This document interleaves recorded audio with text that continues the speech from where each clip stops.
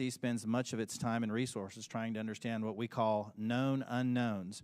When it comes to foreign nations' weapons systems and sensors, known unknowns are those features that we don't fully understand yet. The challenge associated with UAP is that they are completely unknown and require a more expansive collection and analysis effort. The intelligence community must balance addressing known threats to our national security with preventing technical surprise. We must continue to follow the facts where they lead us and ensure that there are no technical surprises. The IC must take it seriously when there are credible observations of phenomena that seem to perform in ways that could pose a threat to safe flight operations, or that could be signs of a foreign adversary's attempt to develop a strategic technological surprise against the United States. It's also essential that our pilots and others feel they can report UAPs they observe without any stigma for doing so. This is the open, unclassified portion of our hearing. We'll have a closed, classified part later. It's important for the public to know that the classification of information exists to protect national security, not to try to hide the truth. When we're trying to determine if any UAPs are new technologies being developed by foreign governments, we are inevitably going to run into classified information about what new systems and technologies we do know are in the works here or abroad. But where information does not risk national security, it should be shared with our allies and the public when feasible. I hope that we can have your assurance to this end today. It's my hope that the intelligence community will continue to try to determine the nature of UAPs we've observed and will keep Congress fully apprised of all developments. I look forward to this hearing and continued dialogue and oversight with the intelligence community on this topic. And with that, I yield back. Gentleman yields back, and now I'll turn to our distinguished chairman, Adam Schiff, for any comments he wishes to make. Thank you, Chairman Carson, for holding this open hearing on unidentified aerial phenomenon and for your leadership on this issue. Holding a portion of our discussion today in open session is critical to the cause of transparency and openness, which was Congress's intent in authorizing and funding this new task force. The larger effort that is being undertaken to study and characterize UAP reports is an important step towards understanding these phenomenon, what we know and don't know. And I look forward to hearing more during both the open session and the closed setting about how DoD and the IC are undertaking that task. UAP reports have been around for decades, and yet we haven't had an orderly way for them to be reported without stigma and to be investigated. That needs to change. UAP reports need to be understood as a national security matter, and that message needs to go out across DoD, the IC, and the whole of the U.S. government. When we spot something we don't understand or can't identify in our airspace, it's the job of those we entrust with our national security to investigate and to report back. That is why it's important that we hold this open hearing for the public to hear directly from the Department of Defense on the steps it's taking to track, analyze, and transparently communicate the work that is being done on this issue. It is also the responsibility of our government and this panel to share as much as we can with the American people, since excessive secrecy only breeds distrust and speculation. I look forward to hearing how the UAP task force is being stood up, what challenges they still face, and how this committee can make sure the task force is able to shed light on one of the world's most enduring mysteries. I thank you gentlemen for your work, and be very interested to hear what you have to say. To me, among the most fascinating questions are these phenomena that we can measure. That is, instruments report there is something there. It is not the human eye confusing objects in the sky.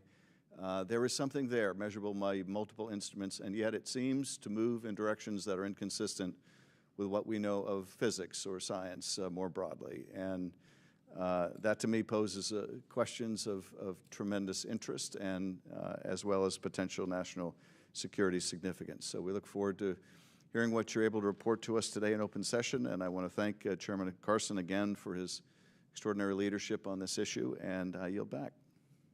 Chairman yields back. Thank you. With that, we will start our hearing. Under Secretary Moultrie, the floor is yours, sir. Thank you.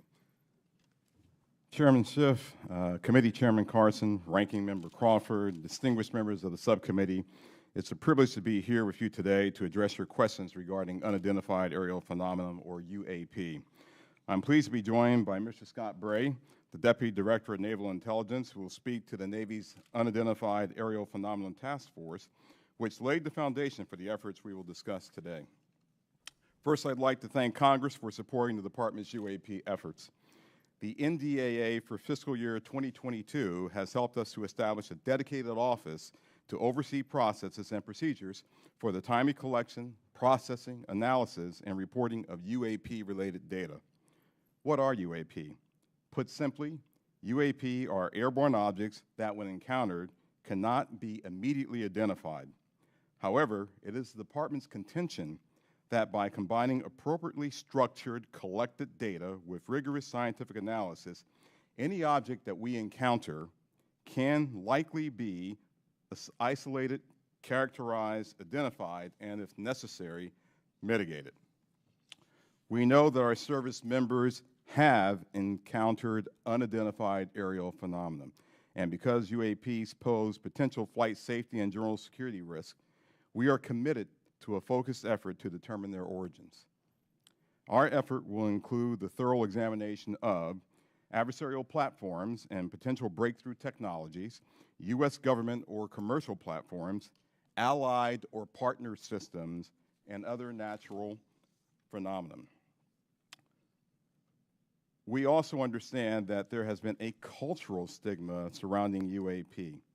Our goal is to eliminate the stigma by fully incorporating our operators and mission personnel into a standardized data gathering process. We believe that making UAP reporting a mission imperative will be instrumental to the effort's success. The Defense Intelligence and Security Enterprise provides real-time support to our warfighters and mission personnel across all domains. To optimize the Department's UAP work, we are establishing an office within the Office of the Secretary of Defense.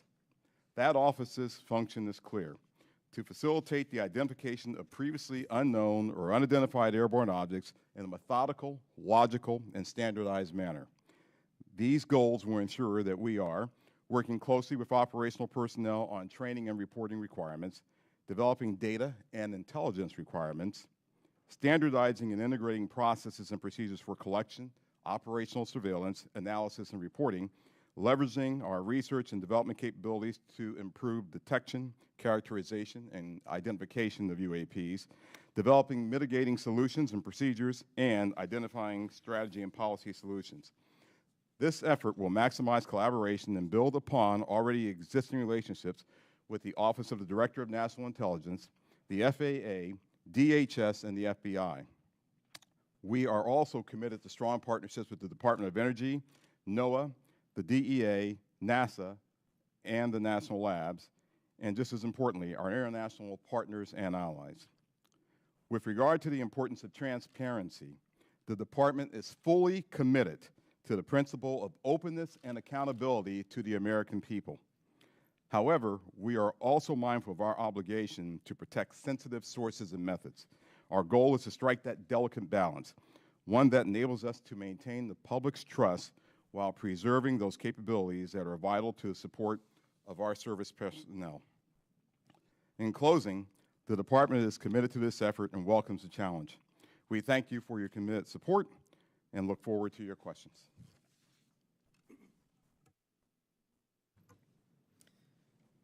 Chairman Schiff, Chairman Carson, Ranking Member Crawford, and committee members, thank you very much for the opportunity to be here today to highlight the ongoing work of the Department of Defense regarding unidentified aerial phenomena. Since the early 2000s, we have seen an increasing number of unauthorized and/or unidentified aircraft or objects in military-controlled training areas and training ranges and other designated airspace. Reports of sightings are frequent and continuing. We attribute this increase in reporting to a number of factors, including our work to destigmatize reporting, an increase in the number of new systems such as quadcopters and unmanned aerial systems that are in our airspace, identification of what we can classify as clutter, mylar balloons, and other types of air trash, and improvements in the capabilities of our various sensors to detect things in our airspace. Almost 2 years ago, in August of 2020, Deputy Secretary of Defense Nordquist directed the establishment of the Unidentified Aerial Phenomena Task Force within the Department of the Navy. The UAP Task Force was built on the foundation of the Navy's initial efforts to respond to the reports from our aviators on unidentified objects observed in our training ranges. The basic issues then and now are twofold. First, incursions in our training ranges by unidentified objects represent serious hazards to safety of flight. In every aspect of naval aviation, safety of our air crews is paramount. Second, intrusions by unknown aircraft or objects pose potential threats to the security of our operations. Our aviators train as they would fight. So any intrusions that may compromise the security of our operations by revealing our capabilities, our tactics, techniques, or procedures are of great concern to the Navy and the Department of Defense. From the very beginning, we took these reports very seriously. We instituted a data-driven approach to the investigations where we could collect as much data as possible and use all available resources to analyze and make informed decisions on the best ways to address our findings. Our main objective was to transition UAP efforts from an anecdotal or narrative-based approach to a rigorous science and technology engineering-focused study. This data-driven approach requires input from a wide variety of sources. In the early stages, the task force worked to standardize the reporting mechanisms and processes to make it as easy as possible for personnel to report any engagement so that we were getting that wide range of reporting that we needed. We also spent considerable efforts engaging directly with our naval aviators and building relationships to help destigmatize the act of reporting sightings or encounters. And we worked with naval aviation leadership to provide additional equipment to record any encounter. Navy and Air Force crews now have step-by-step procedures for reporting on a UAP on their knee board in the cockpit and in their post-flight debrief procedures. The direct result of those efforts has been increased reporting, with increased opportunities to focus a number of sensors on any objects. The message is now clear. If you see something, you need to report it. And the message has been received. In fact, recently, I received a call from a senior naval aviator with over 2,000 flight hours. He called me personally from the flight line after landing to talk about an encounter that he had just experienced. Those were just the initial steps. We also made a concerted effort to assemble subject matter experts from across the Department of Defense and the intelligence community and other U.S. government agencies and departments. We forged partnerships with the research, development, and acquisition communities, with industry partners, and with academic research labs, and we brought many allies and international partners into our discussions on UAP. Additionally, subject matter experts from a wide variety of fields, including physics, optics, metallurgy, meteorology, just to name a few, have been brought in to expand our understanding in areas where we may not have organic expertise. In short, we've endeavored to bring an all-hands-on-deck approach to better understand this phenomena. So what have we learned so far? Any given observation may be fleeting or longer. It may be recorded or not. It may be observable by one or multiple assets. In short, there's rarely an easy answer. For example, let me share with you the first video that we have here today, which shows an observation in real time.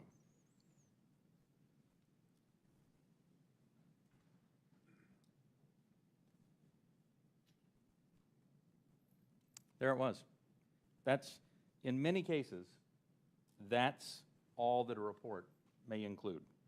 And in many other cases, we have far less than this.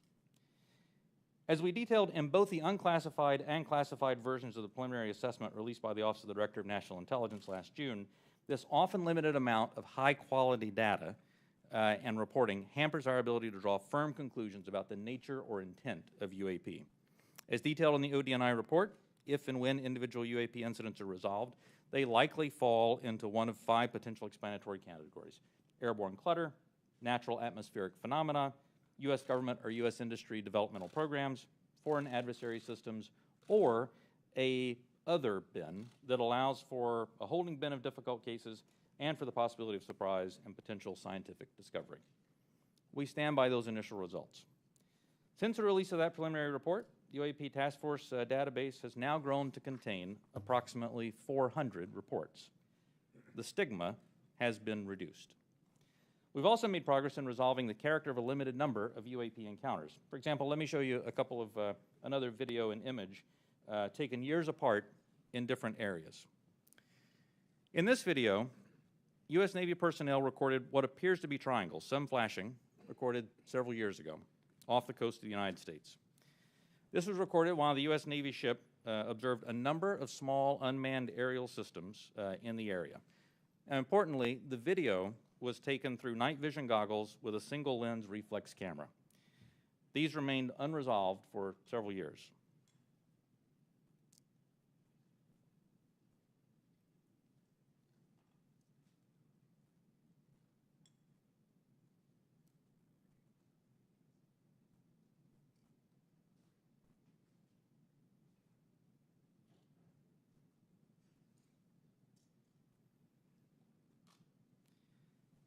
Several years later, and off a different coast, U.S. Navy personnel, again in a swarm of unmanned aerial systems, and again through night vision goggles and an SLR camera, recorded this image.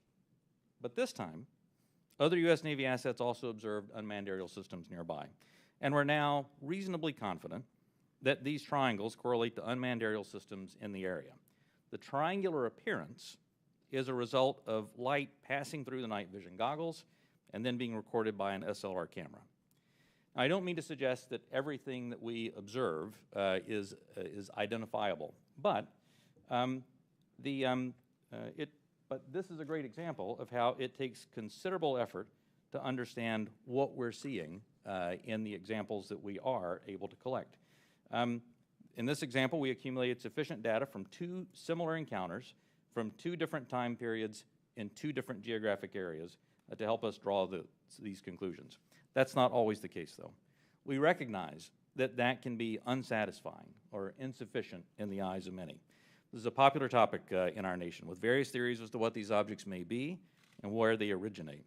By nature, we are all curious and we seek to understand the unknown. And as a lifelong intelligence professional, I'm impatient.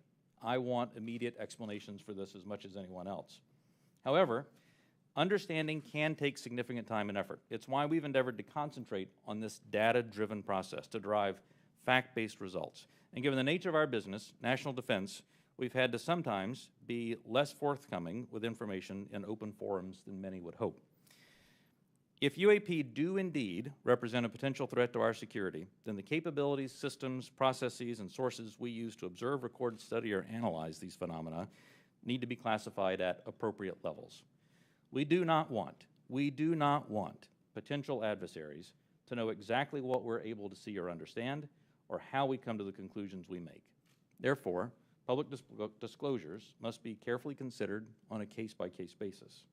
So what's next?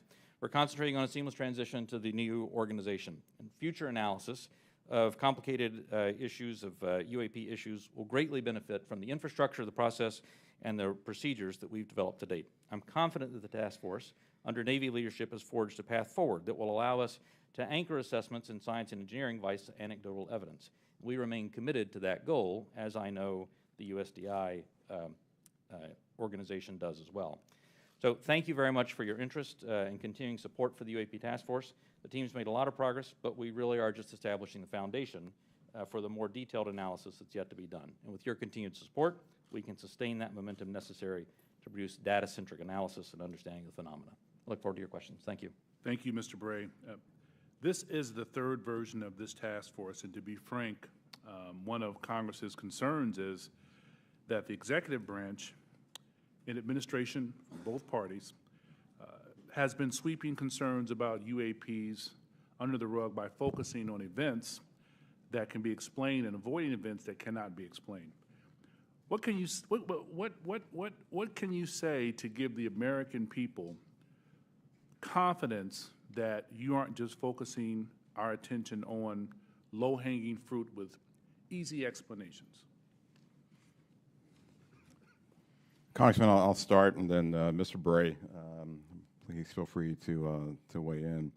So the way that we're approaching this is with a more thorough, standardized methodology than what we have in the past. First and foremost, the Secretary of Defense is chartering this effort. This is not someone lower in the Department of Defense.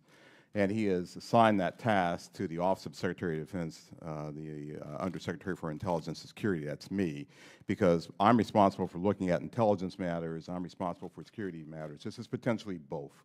So when you start concerning ourselves with the safety of our personnel, the safety of our installations and bases, there's no other higher priority than what we have than actually getting after this.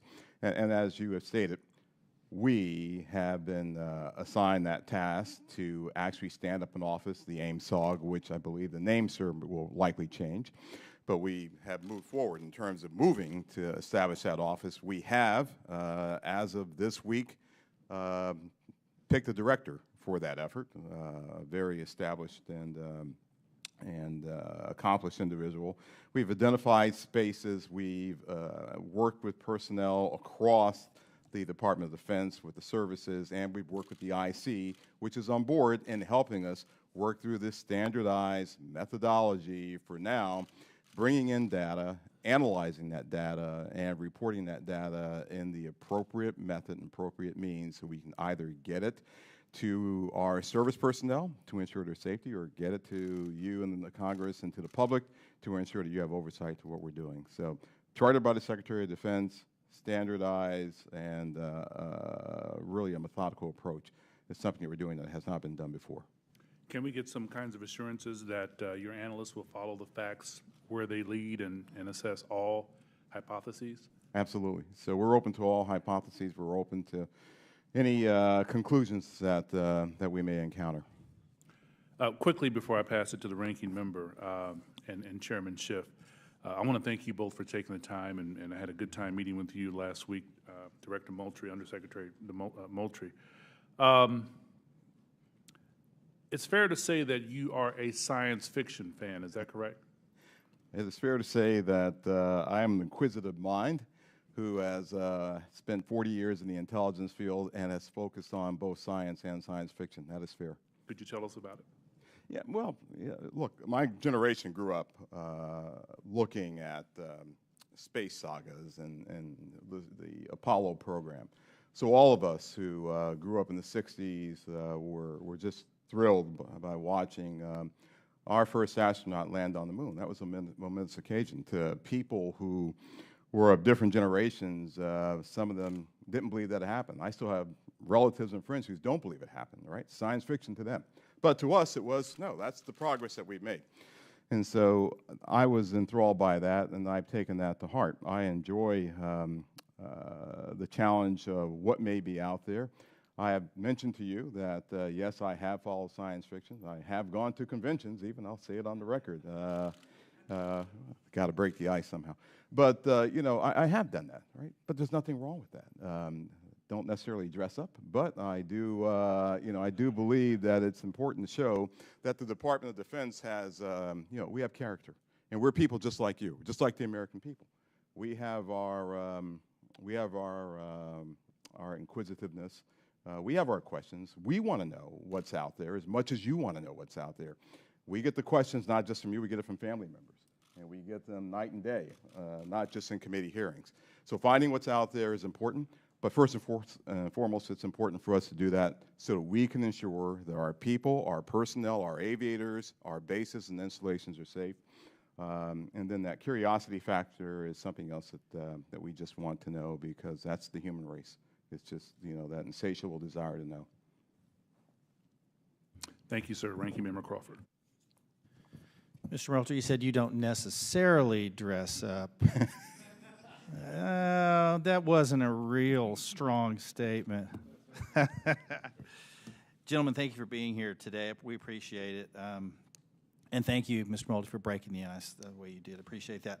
The inability to understand objects in our sensitive operating areas is tantamount to an intelligence failure that we certainly want to avoid. This is not about finding alien spacecraft, but about delivering dominant intelligence across the tactical, operational, and strategic spectrum.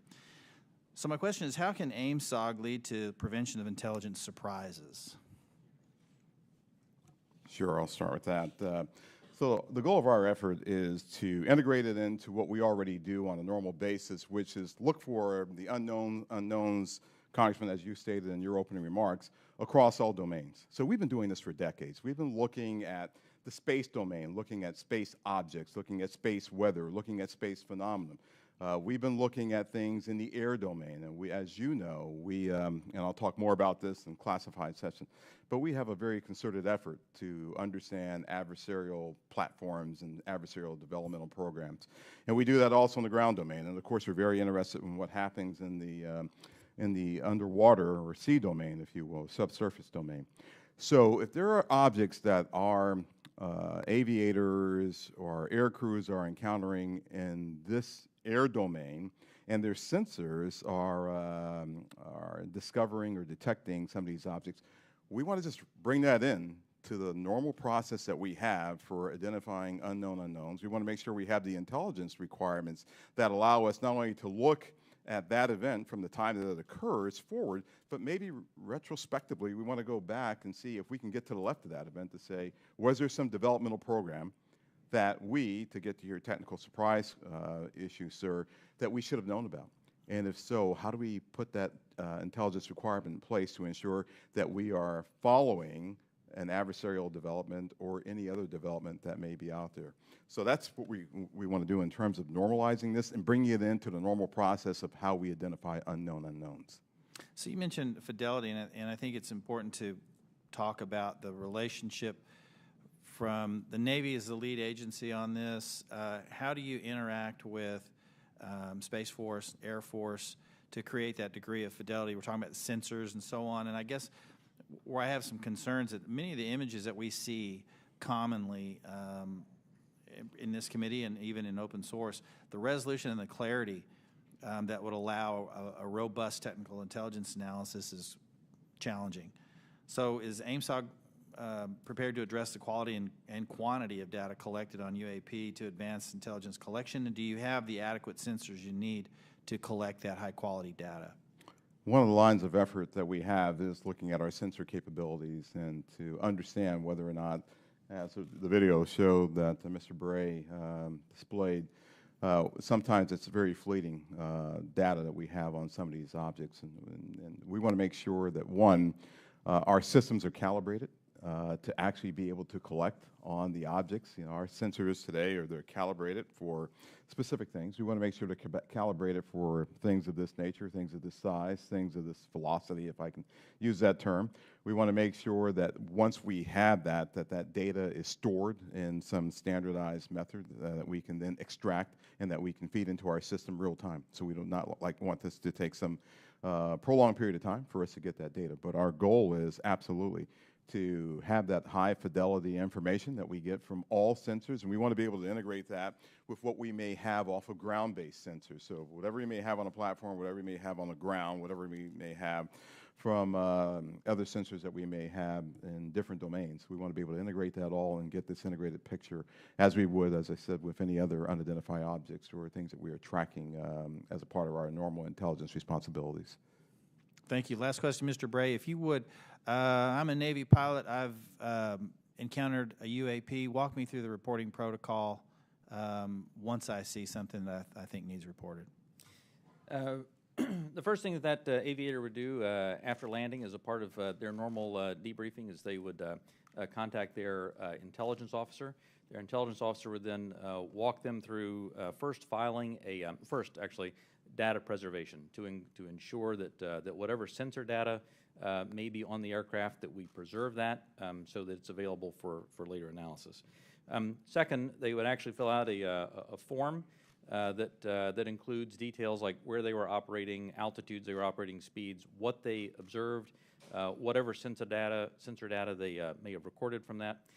And then that report is filed. It goes two places. One, it goes through the operational chain of command, so that operational units are aware of what's being observed, and also to the UAP task force, so that they can take that data, database it, and quite often have individuals from the task force contact the aviator and ask them additional questions if there were things that weren't clear in the report.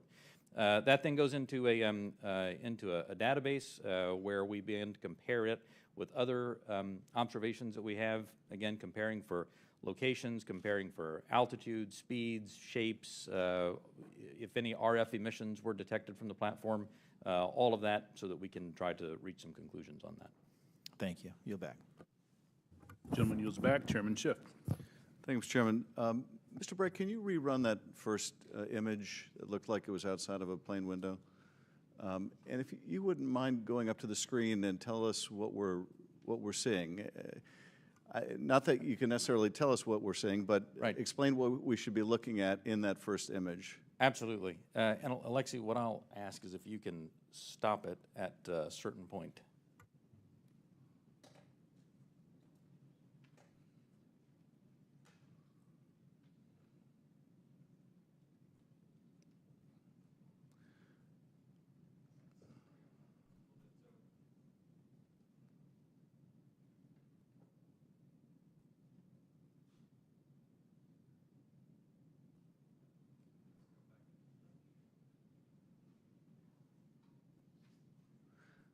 And are we looking outside of a civilian aircraft window? Is that what we're looking at? You're looking outside a U.S. Navy F-18. Okay. Great, shows how difficult the analysis is. Go to school farther forward.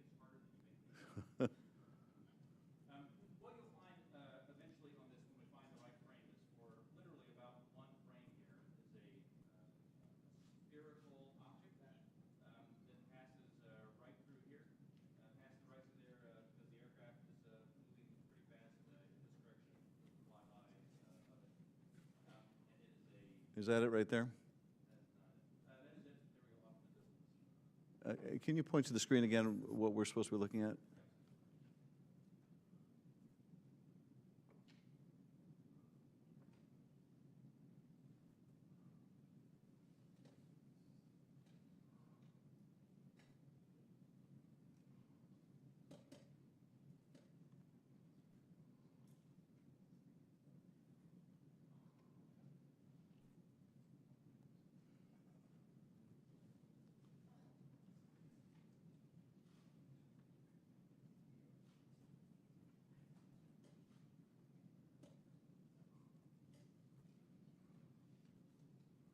Is right. Okay, if you could stop that frame. That's not the one. No, it's not the one.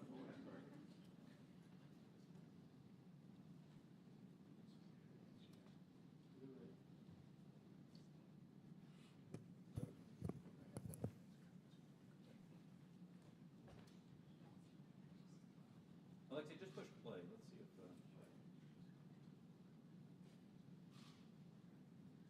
Here's what you'll see coming up right here is there it went. Now back up just a spherical object right here. It zooms by the window right in this area right there. There we go. Could you see that part right there again going by? I think we're having a hard time stopping it in the right spot.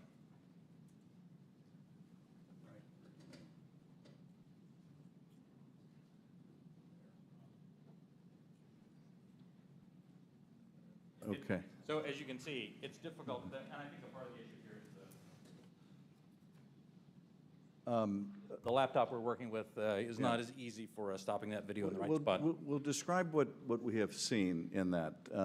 What are we observing? What you see here is aircraft that is operating in a U.S. Navy training range that has observed spherical object in that area, and as they fly by it, they take a video. You see it looks reflective in this video, somewhat reflective, and it quickly passes by the cockpit of the aircraft. And is this one of the phenomena that we can't explain? I do not have an explanation for what this specific object is. And is this one of the situations where it is, that's the object that we're looking at right there? Thank you. And is this a situation where it was observed by the pilot and it was also recorded by the aircraft's instruments? We'll talk about the multi-sensor part in a later session. But in this case, we have at least that. In the Director of National Intelligence 2021 unclassified report, the ODNI reported 144 UAPs between 2004 and 2021, 80% of which were recorded on multiple instruments. And I take it, with respect to some of those, you had a pilot seeing them if it was observed by a pilot, right, and you had multiple instruments recording it. So you really have three sensors, the human sensor and two technical sensors detecting the object, is that? For the majority of incidents that we had in the last year's report, the majority had multi-sensor data. When I talk about the 400 reports that we have now, that number will certainly go down because a lot of those new reports that we have are actually historic reports that are narrative-based. So that percentage will go down just as a factor of the fact that the destigmatization has resulted in more narrative reports. And that's the object we're looking at right there now, right? That's it right there. Okay. Last year's report also said that of those 144, 18 of them reportedly appear to exhibit unusual flight characteristics, appear to demonstrate advanced technology, and some of them appeared to remain stationary in winds aloft, move against the wind, maneuver abruptly, or move at considerable speed without discernible means of propulsion. That's pretty intriguing. And if you're able to answer this in this setting, are we aware of any foreign adversary capable of moving objects without any discernible means of propulsion? I think I would, without discernible means of propulsion, I would say that we're not aware of any adversary that can move an object without discernible means of propulsion. The question then becomes, in many of these cases where we don't have a discernible mean of propulsion in the data that we have, in some cases there is likely sensor artifacts that may be hiding some of that. There's certainly some degree of something that looks like signature management that we have seen from some of these UAP, but I would caution. I would simply say that there are a number of events in which we do not have an explanation, and there are a small handful in which there are flight characteristics or signature management that we can't explain with the data that we have.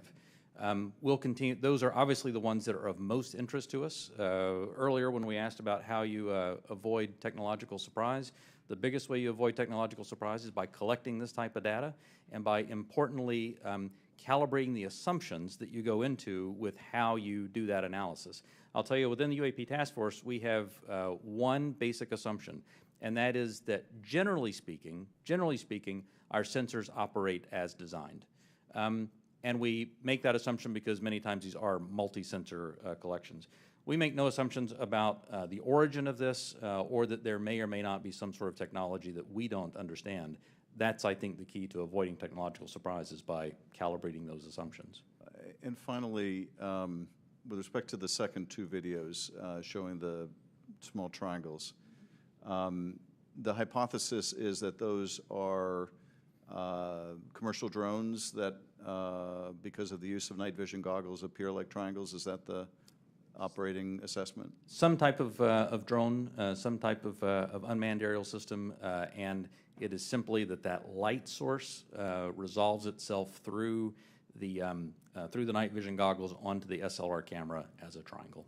And have we, in order to prove that hypothesis, flown a drone and observed it with that same technology to see whether we can reproduce the effect? The UAP task force is aware of studies that have done that. Okay. Thank you, Mr. Chairman. I yield back. The gentleman yields back. Dr. Winstrup. Thank you, Mr. Chairman. Thank you all for being here. My first question is, through this process where there's been sightings, have the sightings been stationary, or have they always been sighted from a moving object, from a plane or a ship that may be moving? have these reports ever come from a stationary object being observed in the sky? The UAP Task Force does have reports from stationary, reports from a stationary observer. Because there's a difference observing something when you're moving as Right. well. It's physics, right? So that's Right. why I asked that question. Are we capable, or have we made any breakthroughs, or anyone made any breakthroughs, to be able to cite something and make some determination at all of its composition, whether it's a solid or a gas? Is there any such capability? From Not asking what, I'm just... Right. From some of the returns, I mean, it's clear that that the majority, well, it's clear that many of the observations we have are physical objects from the sensor data that we have. Well, gas is physical, is a physical object. It can be, and so, and you see where I'm going with this. I'm trying to determine what it is we're looking at. So if we can decide if something is a solid or a gas, and if there have been any conclusion on its capabilities, like its capabilities of movement, of turning, going, 180 degrees or 90-degree turn, anything along that line that we've been able to determine. Within the, and again, I should point out that that there is not a single explanation for UAP. There are a lot of different things that are unidentified aerial phenomena. Basically, we really don't know much on that. That's all I'm trying to get at. And I'm pleased that you have protocol right now for our military, but are there any non-military reports coming forward of similar events, or is it all coming from military? The UAP Task Force has a very good working relationship with the FAA. They have very good working relationship with other parts of the U.S. government so that we can ingest reports from Do we have from any those sources. reports non-military? Yes. Thank you. That's my question. And do we need to put out protocol for civilians that may be in that arena, like through FAA? Do you think that would be appropriate and helpful? I think standardized reporting, without a doubt, is key to helping us get to ascertain what some of these are. I think it would be important as well. There are other people besides the U.S. that have had these experiences and reported them. Is that correct? There are. That's correct. Is it all of our allies, or is it allies and adversaries? What have we learned publicly? So some of that, I think, sir, we'll save for closed session. Well, that goes to my next question. Publicly, have others made anything which would not have to be considered closed? I don't want you to answer what they've said necessarily. Allies have seen these. China has established its own version of a UAP task force, so clearly a number of countries have observations of things in the airspace that they can't identify. And do we share data with some, with all? Are they sharing with us? We share data with some, and some share data with us. But not necessarily all that have publicly reported something? That's correct. Okay. And I think that's an important thing, and for the other session, actually, that we don't discuss that now, because, obviously something like this can be a national security challenge for us, no doubt about it. If they're developed by an adversary through some breakthrough technology, they can be very disruptive to our military actions, or at least serve as a distraction. So my caution would be careful who we share our data with, and don't necessarily trust some of the data we may get from someone else. And with that, I yield back. Gentleman yields back. Mr. Himes. Thank you, Mr. Chairman. One of the objectives of this open hearing is to try to erode some of the stigma that attaches to, in particular, our military men and women reporting this. It's obviously really very serious because should one of our adversaries have developed a technology that we don't know about it, we need to know about it yesterday. And obviously, any sort of stigma that prevents our military from reporting this data as comprehensively as possible is a national security threat. So I really just have two questions in the service of that goal. The first is, the chairman asked that we run that video again. Most people, when they see a video, we're all used to seeing things from a car seeing things from a sidewalk. Very few people have the experience of observing something through night vision goggles at Mach 1.5. So just talk for a minute about, if you would, whichever of you is most appropriate, how radically different observation is at high speed in 3 dimension than it is for most of us who walk around and drive cars. So the first thing I think that's important to note about this is there are lots of things when you are moving very fast and an object is between you and a stationary reference point like the ground, it gives a lot of different impressions about how quickly something is or isn't moving. And it actually means that it is a challenge, especially with narrative-based data, to get a lot of information on that. That's why the sensor data is so important, because things do happen very quickly, as you see there.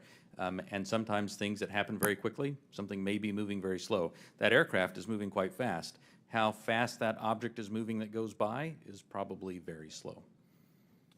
So I guess my point is that an observation, either a visual observation or a electronic observation, infrared or whatever, looks radically different than it does to most people. Even instruments are on gimbals and that sort of thing, so that creates a very unusual view to, again, those of us who are used to seeing things in 2 dimensions largely. And second question. I think, Mr. Bray, you said something that I want to unpack a little bit. A number of these UAPs, you said, we can't explain. Again, in the service of sort of reducing speculation and conspiracy theories, we can't explain can range from a visual observation that was distant on a foggy night, we don't know what it is, to we've found an organic material that we can't identify, right? Those are radically different worlds. So when you say we can't explain, give the public a little bit better sense of where on that spectrum of we can't explain we are. Are we holding materials, organic or inorganic, that we don't know about? Are we, picking up emanations that are something other than light or infrared that could be deemed to be communications? Give us a sense for what you mean when you say we can't explain. Sure. When I say we can't explain, I mean exactly as you described there, that there is a lot of information, like the video that we showed, in which there's simply too little data to create a reasonable explanation. There are a small handful of cases in which we have more data that our analysis simply hasn't been able to fully pull together a picture of what happened. And those are the cases where we talk about where we see some indications of flight characteristics or signature management that are not what we had expected. When it comes to material that we have no material. We have detected no emanations within the UAP task force that would suggest it's anything non-terrestrial in origin. So there's, when I say unexplained, I mean everything from too little data to the data that we have doesn't point us towards an explanation, but we'll go wherever the data takes us. Again, we've made no assumptions about what this is or isn't. We're committed to understanding these, and so we'll go wherever that data takes us. Thank you. That's very helpful, and so I think it bears emphasis. When you say we can't explain, everything that you can't explain is in a bucket called data. Is that correct? And that would mean data collected by sensors, visual observations, everything that we can't explain, quote unquote, is in a bucket called data. Right. A narrative report from the early 2000s, if it just had a little bit of information on it, would be in our database and it would be unresolved. I would add to that it's insufficient data. I mean, that's one of the challenges we have. Insufficient data either on the event itself, the object itself, or insufficient data or plug-in with some other organization or agency that may have had something in that space at that time. So it's a data issue that we're facing in many of these instances, Congressman. Understood. Thank you very much. Yield back. Gentleman yields back. Mr. Gallagher. Thank you, Mr. Chairman. Thank you for allowing me to join this hearing. I really appreciate the witness's testimony.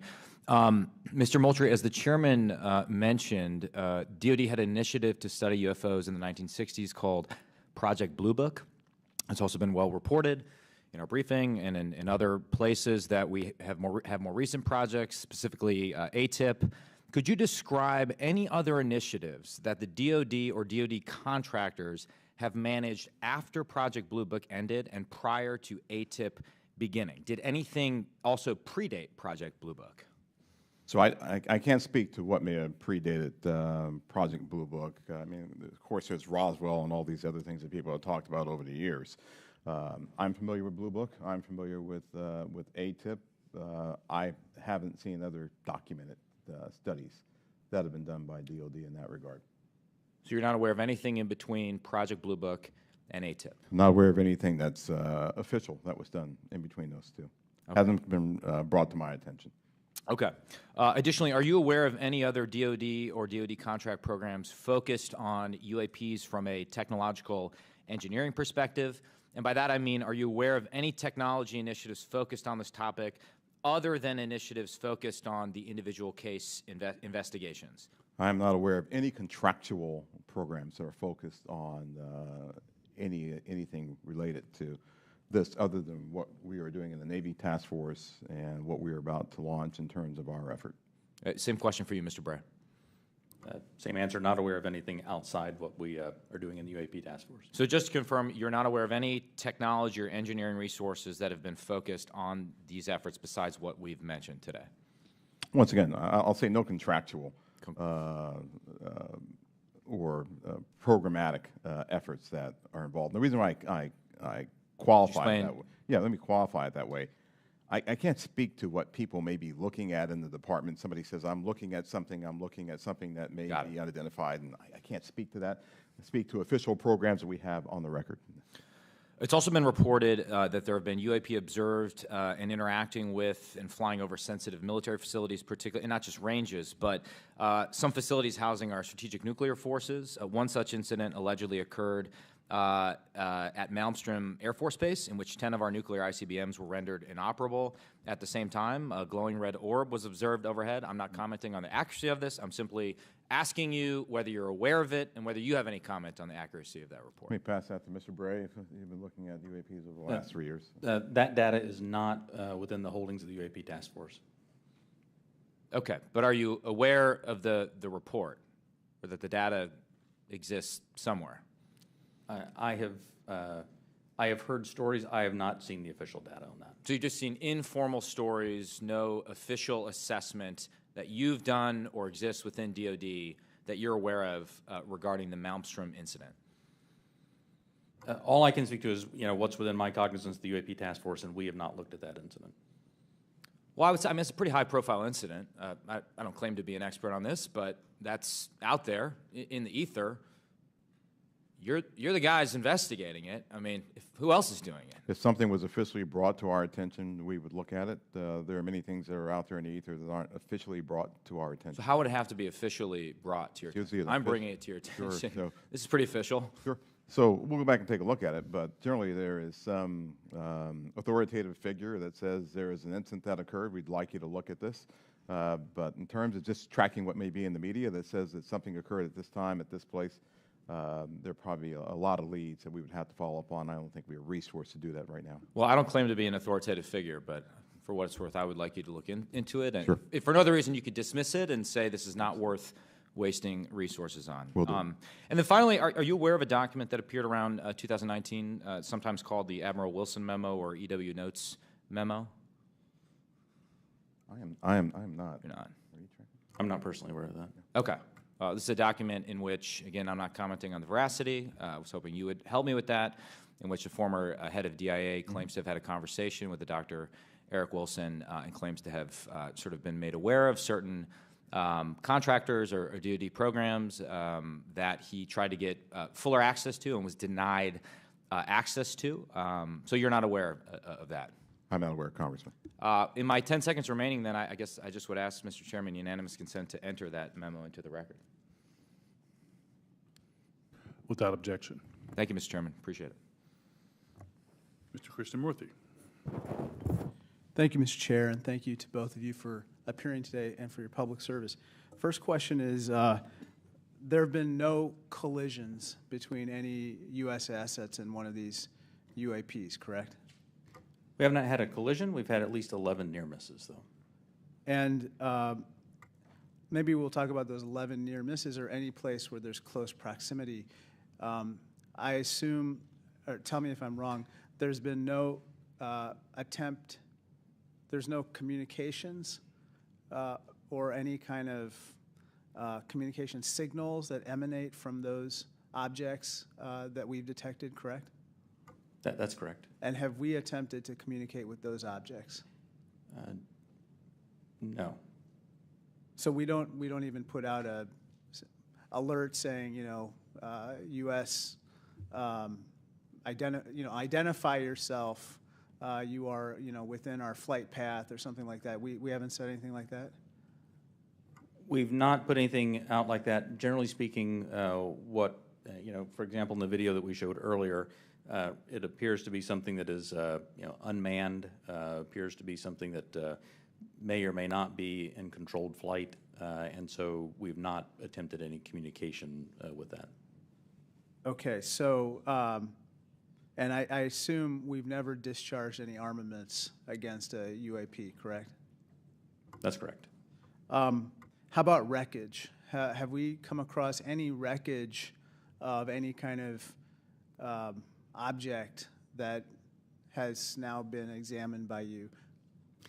The UAP task force doesn't have any wreckage that isn't explainable, that isn't consistent with being of terrestrial origin. Do we have any sensors underwater to detect on submerged UAPs? Anything that is in the ocean or in the seas? So I think that would be more appropriately addressed in closed session, sir. Okay. I think one of the biggest questions that I have is, we say with a lot of probability, we say they, quote unquote, probably do represent physical objects, close quote.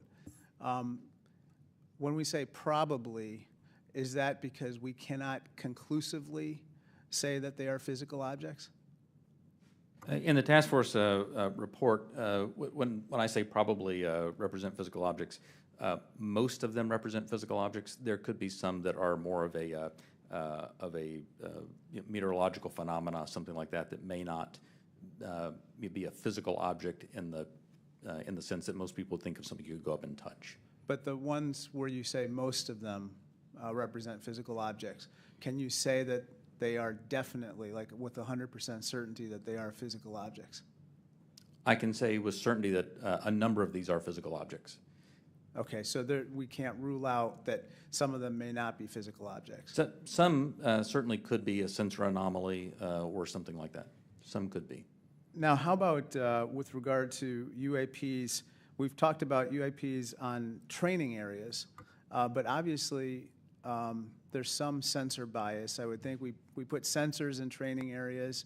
How about with regard to non-training areas?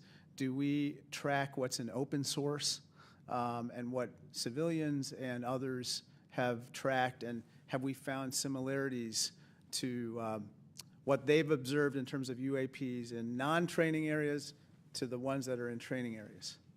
The UAP task force has worked very hard to make sure the data set that we're working with is a data set that we have very good control over that data. So we have some partnerships with FAA so that we get some of that, so we get that reporting in. But if it comes to just open source reports or someone says that they saw something, that generally does not make it into our database. So basically it sounds like we have a good partnership with FAA, but apart from FAA, we don't have partnerships with other agencies or other entities that might be tracking so that we could enlarge our data set to make comparisons. So we will. So that's the goal of this next effort, will be to expand that relationship with the rest of government and the interagency, so we can understand what they're seeing, what we're seeing. We can correlate on each other's holdings and hopefully resolve this. Sorry to interrupt, but I think that we might have a bias right now going on with regard to just reporting on UAPs being in training areas when we don't really track what's happening elsewhere. Last question, have our encounters with UAPs altered the development of either our offensive or defensive capabilities or even our sensor capabilities? We'd save that for the closed session. Okay, great, thank you. Mr. LaHood. Thank you, Mr. Chairman, and I want to thank the witnesses for being here today. Obviously, this topic of UAPs has attracted a lot of interest in people that are curious about this hearing today. As we talk about, and I would say there's a lot of what I would call amateur interest groups that are involved in the UAP field. My question is, when there are unsubstantiated claims or manufactured claims of UAPs or kind of false information that's put out there, what are the consequences for people that are involved with that or groups that are involved with that? So one of the concerns that we have is that there are a lot of individuals and groups that are putting information out there that that could be considered to be somewhat self-serving. We're trying to do what's in the best interest of, one, the Department of Defense, and then two, what's in the best interest of the public, to ensure that we can put factual-based information back into the mainstream and back into the bloodstream of the reporting media that we have, so people understand what's there. It's important because we are attempting, as this hearing has drawn out, to understand, one, what may just be natural phenomenon, two, what may be sensor phenomenology or things that were happening with sensors, three, what may be legitimate counterintelligence threats to places that we have or bases or installations, or security threats to our platforms. And anything that diverts us off of what we have with the resources that have been allocated to us send us off in these spurious chases and hunts that are just not helpful. And they also help, they also contribute to the undermining of the confidence that the Congress and the American people have that we are trying to get to the root cause of what's happening here, report on that, and then feed that back into our national security apparatus so we are able to protect the American people and our allies. So it is harmful, it is hurtful, but hopefully if we get more information out there, we'll start to lessen the impact of some of those spurious reports. So just taking that a step further, so that misinformation, false narratives, manufactured, so what are the consequences? Are there legal consequences? Are there examples that you can give us where people have been held accountable by this misinformation or disinformation? I can't give you, any examples where somebody's been legally held liable for putting something out there, but... Well, I guess what's the deterrent from people engaging in this activity? I don't know. I don't have that answer. That's something that, welcome the dialogue with Congress to talk about that with the members who, help legislate those laws to say what should be the legal ramifications that we could use to potentially hold individuals accountable, whether it be citizens or information that might be injected into our media by other forces or other countries, if you will. And in terms of DOD's review and analysis in this field, I mean, is there a standard in place when it comes to UAPs? I mean, is there any guidance you look to that's codified in law or otherwise within DOD that kind of sets out the standards for UAPs and what to look for? I think that's part of what the group that we're standing up now will be chartered to do. We're actually, from my organization, we'll be looking at policy and standards that we have to come to you and work with you to actually put in place and promulgate across our government. Thank you. I yield back. Gentleman yields back. Mr. Welch. Thank you. I'm going to follow on the line of questions from Mr. LaHood. Gentlemen, what seems incredibly difficult for you is that there's two almost competing but different narratives. One is no one knows whether there's extraterrestrial life. It's a big universe, and it would be pretty presumptuous to have a hard and fast conclusion. And then if there is, it's not beyond the realm of possibility that there is some exploration coming here. And that underlies a lot of the reports you get. I think Mr. LaHood was asking about that. People think there must be extraterrestrial life, and it's not at all beyond the pale that there would be a visit here. On the other hand, as the DOD, you have the responsibility to make sure that our national security is protected, and that if there are surveillance drones or active drones that can disable our systems, that has to be analyzed, has to be stopped. So how do you divide how do you separate your responsibilities where you get all these reports from folks who maybe in good faith, maybe not, believe that you should be investigating every possible report of a extraterrestrial incident. I'll start with you, Mr. Moultrie. Sure, indeed, Congressman, and thank you for the question. It's important that we, as a part of this effort, really build out the relationship that we have with others, including NASA, and for the reasons that you just pointed out. So there are elements in our government that are engaged in looking for life in other places, and they have been doing that for decades, right? They've been searching for extraterrestrial life. There are astrobiologists who have been doing this too. We're a part of that same government, and so our goal is not to potentially cover up something if we were to find something. It's to understand what may be out there, examine what it may mean for us, if there are any, from a defense perspective, any national security implications or ramifications, but then to work with organizations as appropriate, if it's a weather phenomenology with NOAA, if it's a potential for extraterrestrial life or an indication of extraterrestrial life, with someone like NASA. So the transparency actually is very important. Completely. For public consumption.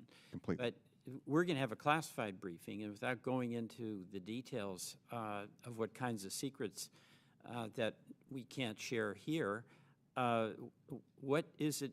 What are we protecting? I don't know if you can answer this question in this open forum, but in fact, your perception of what it is we have to, quote, protect. So I think right now what's really important for us to protect is how we know certain things. So there are a lot of things that we know, whether it be about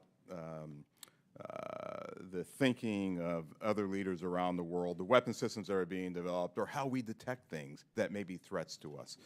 Many of those things are the result of some of our most sensitive sources and methods, and we'll use those things not just for this effort, but those same sources and methods are used to help protect us from adversaries and from others who might mean to do us harm. There aren't separate UAP sensors. There's not a separate UAP processing computer. There's not a separate UAP dissemination chain or whatever. So it's the same process. It's the same system that we have that helps us do all that. We need to protect that because this is something that we're looking at, but we're sure there are going to be other things that we'll look at in the future that will need those same sensors, we'll need those same sources and methods to help us do. So we're protecting the fact of that this nation has developed capabilities that enable us to know what may be threats to us and to counter those threats before they become something of a national issue. Thank you very much. I want to thank both you, Mr. Bray, and you, Mr. Moultrie, for your appearance today. I yield back. Gentleman yields back. Gentlemen, beyond videos, is there a range of other information that the executive branch has that would be valuable to the American people while protecting sources and methods, obviously? The details of individual encounters, including the time, place, and details of an encounter. And does the AIMSOG have a clear and repeatable process for considering public release as part of the process?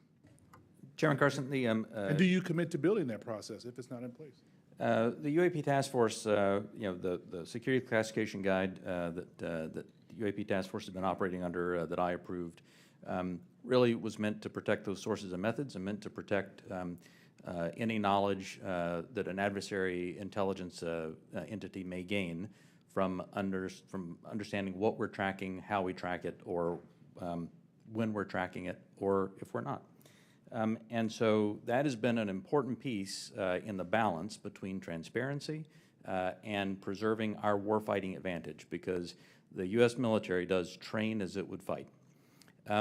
What I will commit to is, at least for that material that's under my authority as the Deputy Director of Naval Intelligence, for information that we have when it does not involve sources and methods, and when we can, with a reasonable degree of confidence, determine that it does not pose a foreign intelligence or national security threat, and it's within my authority to do so, I commit to declassifying that. So I believe very much in the transparency of this, and we work very hard to balance that with our national security needs. And I'll just add, Congressman, just over the last 3-4 months, I think that the intelligence community and the national defense apparatus have disclosed more information on various events than it has in probably the previous 10 years.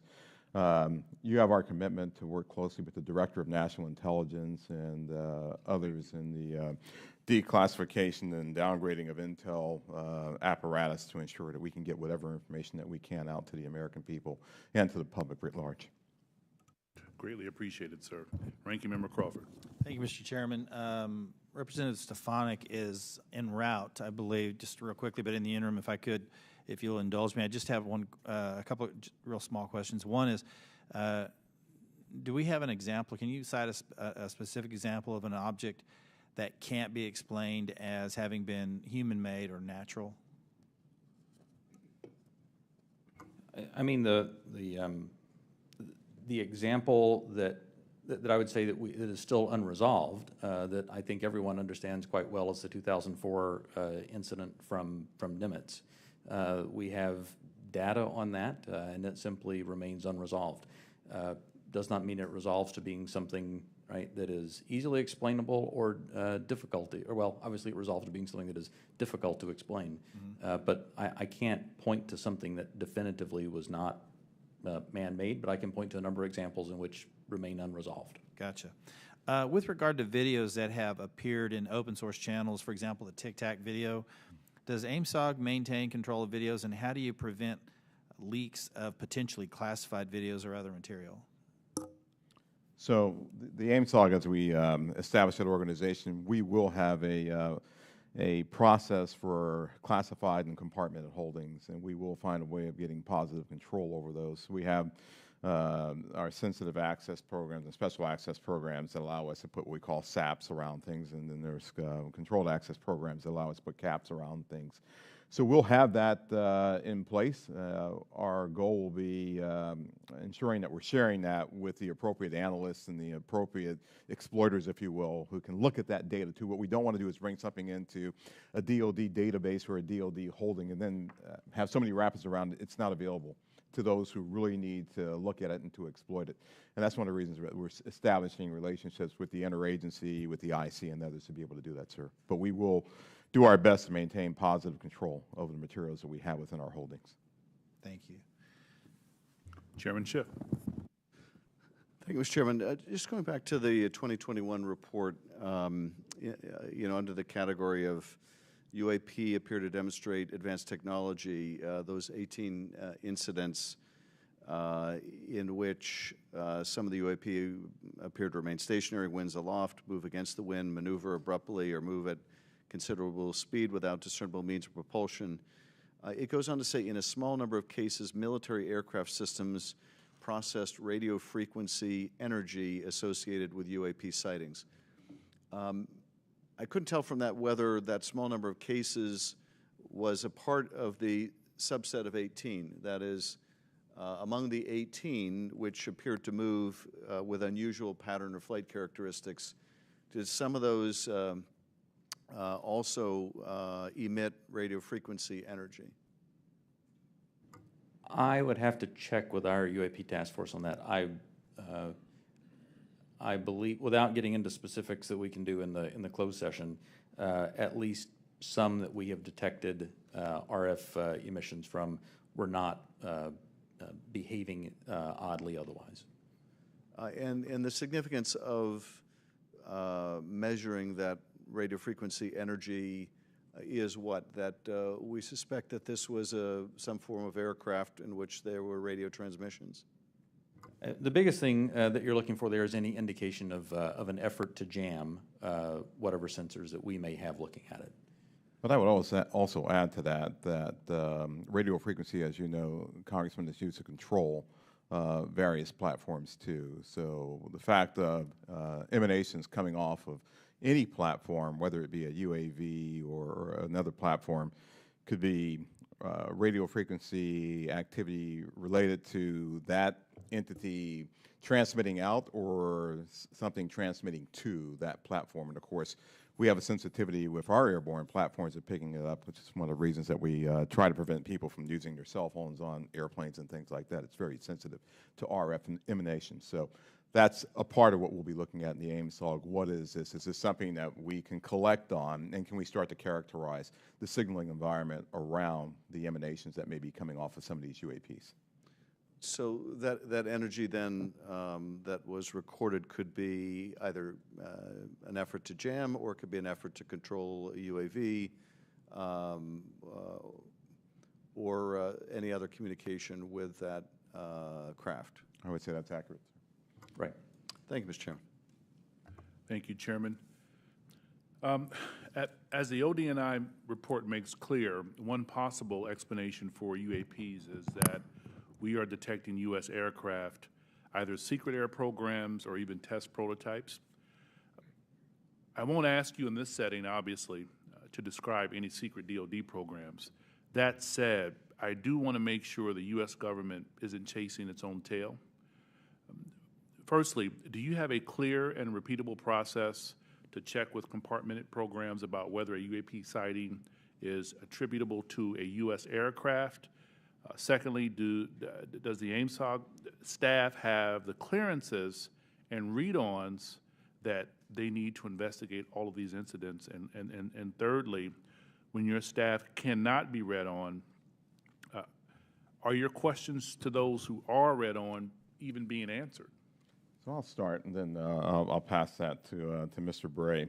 So we're very conscious of the potential blue-on-blue issue or U.S.-on-U.S., and so we've established relationships with organizations and entities that are potentially flying or developing platforms for their own interests, if you will. And our goal is to continue, and we have a repeatable process. I think we've had that process for some time, to deconflict activities that we may have to ensure that we are not potentially reporting on something that may be a developmental platform or a U.S. operational platform that is performing either testing or performing a mission.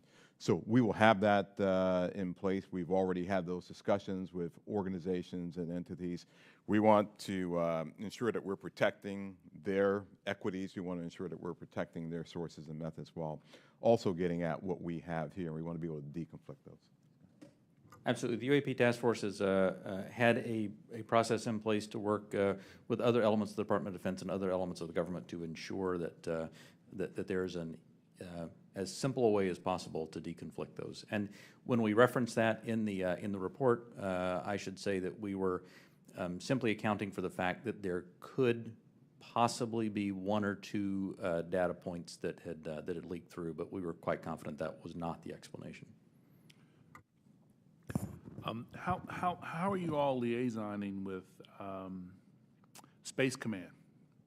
Specifically, how are you partnering with the parts of the U.S. Space Command responsible for space domain awareness?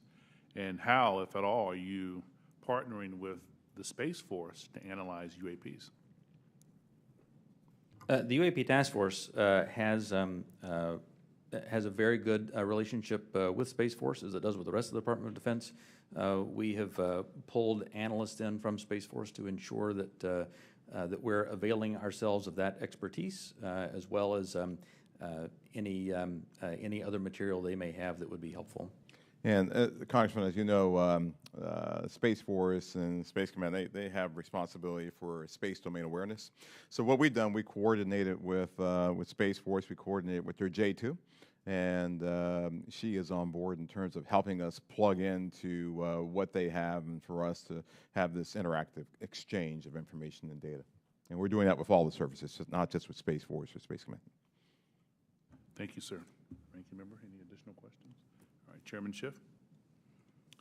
All right, with that, I want to thank you all for taking the time out. I also want to thank my colleagues on both sides of the aisle for participating in this very historical and important hearing. I think it's one of the few times we can demonstrate some degree of bipartisanship around UAPs and UFOs, so I love it. Appreciate it. Thank you. And we will see you all. We will recess this hearing for the moment and return in a closed session at noon.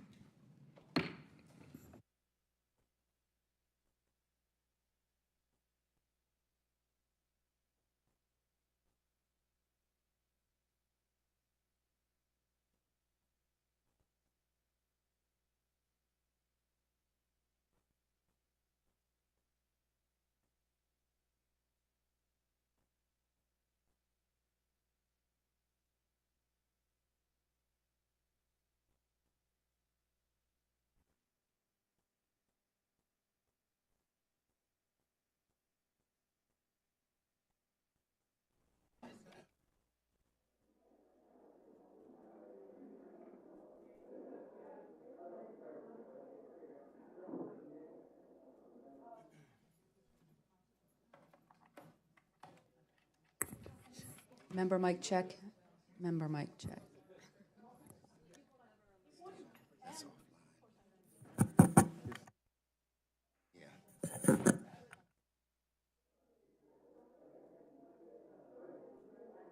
One, two, test.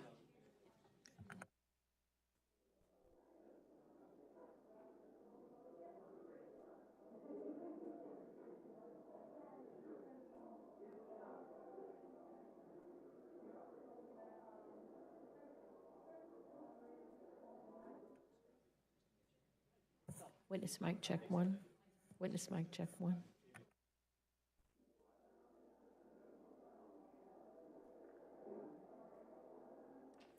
Member mic check one.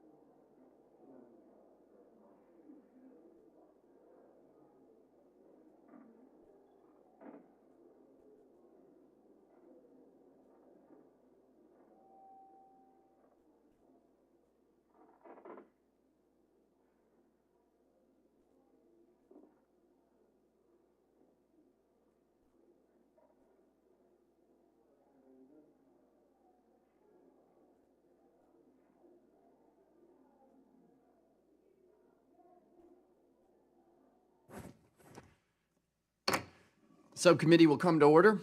Before we begin, I want to remind all of our members that we are in open session, and as such, we will discuss unclassified matters only. Without objection, the chair may declare recess at any time. I welcome our members and our witnesses to today's hearing. I'll recognize myself for a brief opening statement, then recognize the ranking member for any comments he wishes to make. Let me start by saying that when our committee was created a year ago, we were handed a challenging responsibility to focus on, oversee, and evaluate the intelligence community's development and use of emerging and advanced technologies. This challenge is as important to our safety and to our prosperity as it is historically resonant with those who remember the triumphs and failures of our recent history.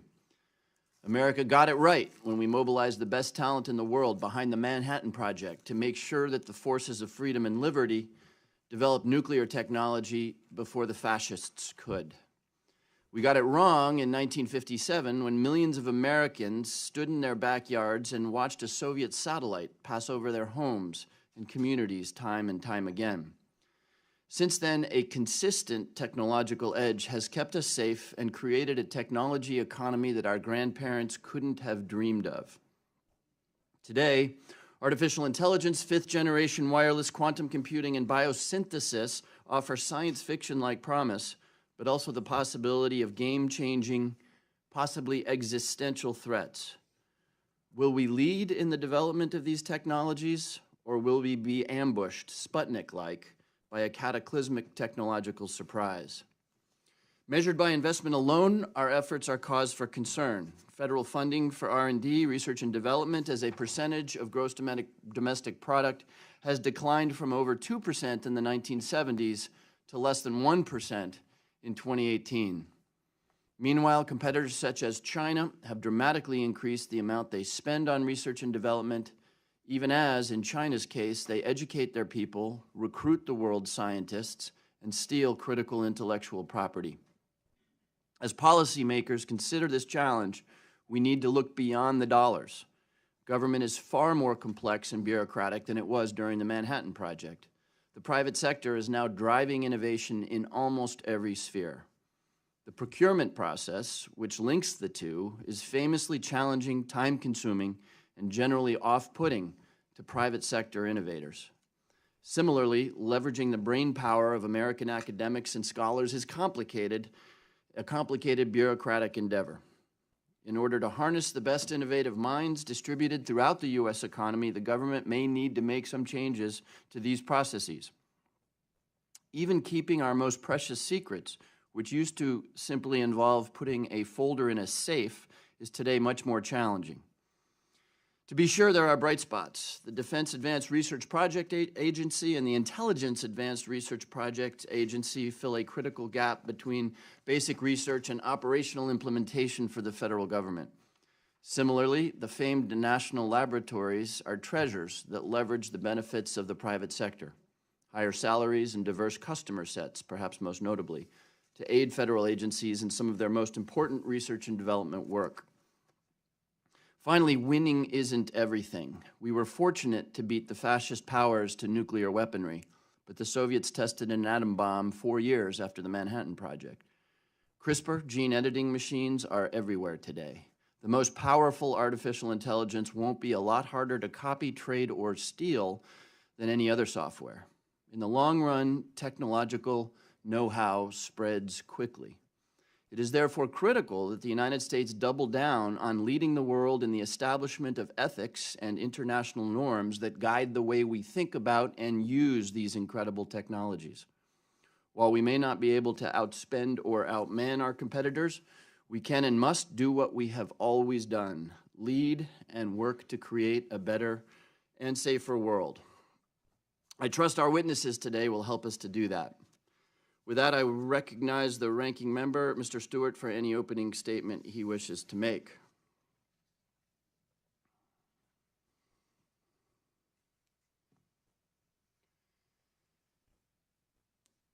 As the subcommittee and the witnesses will note, Ranking Member Stewart and my Republican colleagues have chosen not to attend this hearing. You should know that I have asked at every step of this subcommittee's activities that Republicans be kept informed of every aspect of this subcommittee's work, invited to every meeting and CODEL. I invited them to offer witnesses, and in every case, I have been met with silence.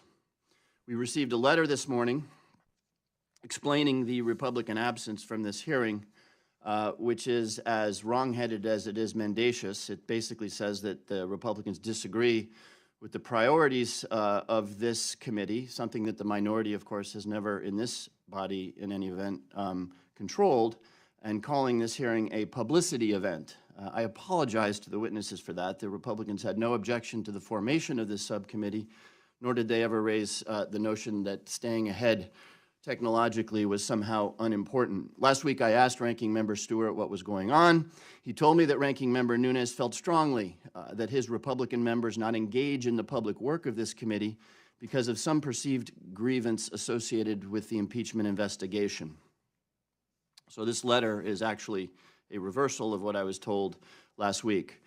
This is a sad and dangerous moment. Even as this committee was the epicenter of the polarizing impeachment debate, this committee has always succeeded in compartmentalizing the emotions and arguments of impeachment from the critical work we do on behalf of the American people. Not so today. That Rubicon has been crossed. This is a sad moment for me personally. I have spent a decade in this institution reaching out every day to my Republican colleagues, even when the disagreements were furious. In my first term, a Republican group ran an ad against me that said I supported giving Viagra to sex offenders because I supported the Affordable Care Act. But I came to work the next day. Not a single soldier, CIA officer, or NSA analyst would dream of skipping work because they are angry at something that either President Trump or his critics said or did. They would be true to their oaths and to the idea of selfless duty. Sadly, my Republican colleagues have made a different choice today, and it is there for all to see. I apologize to the witnesses. This never should have come to this pass. This is critical work. You've gone way out of your way to perform a selfless public duty, but we're going to make the best of it, learn, and do the work we were hired to do for the American people. With that, I would like to thank all of our witnesses for their testimony today, introduce, honored to welcome our witness and distinguished panel. Let me do a brief introduction here. Let me introduce the witnesses. We've got first Mr. Chris Darby, the Chief Executive Officer of In-Q-Tel, and before that, the Vice President and General Manager at Intel. Dr. DJ Patil, an advisor at Venrock and former U.S. Chief Data Scientist at the White House Office of Science and Technology Policy. Next, Mr. Nick Sinai, a senior advisor at Insight Partners, who was previously U.S. Deputy Chief Technology Officer. And finally, Dr. Maria Zuber, the Vice President for Research and E.A. Griswold Professor of Geophysics at MIT. Each of your statements will be made part of the record in its entirety. I would ask that you summarize your testimony in roughly 5 minutes, and then we will turn to member questions. Again, thank you very much for the immense efforts you've made and for your time today. And with that, I will recognize Mr. Darby. Thank you, Mr. Chairman, members of the committee. It's an honor to be with you today. My name is Chris Darby, and I manage In-Q-Tel, a not-for-profit strategic investor working on behalf of the United States intelligence community and the wider U.S. national security community. In-Q-Tel's business is rooted in understanding the future of technology innovation, how market forces shape that trajectory, how these trends potentially impact U.S. national security, which emerging companies could provide these new capabilities, and ultimately how best to engage with those early-stage companies. In-Q-Tel has approximately 500 portfolio companies, and 78% of its portfolio have successfully piloted their technology to the point where it can be consumed by the intelligence community. 7% of those companies have ultimately been adopted by the intelligence community. This said, In-Q-Tel is not a government procurement vehicle. We are a strategic investor. Having said that, I offer the following remarks in my personal capacity only. I am not speaking for the United States intelligence community, the U.S. government, In-Q-Tel, or the National Security Commission on Artificial Intelligence, where I serve as a commissioner. Thank you for inviting me to be with you today to discuss this fundamental issue of the next generation of technology and the role it will play in determining the future of the United States and how our government and private sector might effectively partner to support the nation. Historically, great power competition and global influence have often been won and lost based on a country's ability to achieve and project technical dominance. The Industrial Revolution provided the foundation for Europe's ascendancy, and over the past 50 years, the IT revolution has underpinned the projection of America's strength around the world. Names like Intel, Cisco, Oracle, Dell, Microsoft, Google, and many others emerged from Silicon Valley, Boston, Seattle, and the other innovation hubs around our country. These companies quickly grew to dominate the global markets, and in doing so, projected America's soft power around the world. Every country knew that the United States was the world's leader in high technology, and more importantly, they knew they benefited from the United States leadership. I submit that over the next 50 years, the ongoing battle for technical supremacy will once again largely determine the winners and losers in great power competition. And more than that, this technology battle will likely determine the norms and values that will govern our lives. From where I sit, the United States appears to be at an inflection point. China is beginning to reap the benefits of a long-term strategy focused on leveraging technology to enable its commercial enterprise, advancing its power and international position without having to resort to military force. The U.S. needs to provide alternatives based on its own technology strategy and commercial enterprise. Too often at the policy level, in the United States, we view technology purely as an enabler of military capability. Technology, however, also projects economic power. It facilitates societal stability or instability, and it reflects those norms and values. We must also acknowledge that today it is commercial technology that provides the underpinnings and foundations upon which nations are built. That foundation is comprised of such things as communications networks, computing infrastructure, power grids, as well as healthcare and financial systems. The new great game is about dominance in these areas. It's interesting to note that a conversation took place 26 years ago actually, early in Huawei's history between Ren Zhengfei, who was the founder of Huawei, and the party secretary general Jiang Zemin. In 1994, Ren suggested that the telco switching equipment technology was related to national security, and that, I quote, "a nation that does not have its own switching equipment was like one that lacked its own military." This prompts the question, are we today investing in the areas necessary to maintain a position U.S. technical preeminence in the coming decades? I submit that we are making progress, but there are holes that need to be filled. Here in the United States, venture capital is a pattern recognition business, identifying opportunities that will, based on an investor's experience, deliver outside returns. Today, almost every pitch deck I see has the letters AI in it.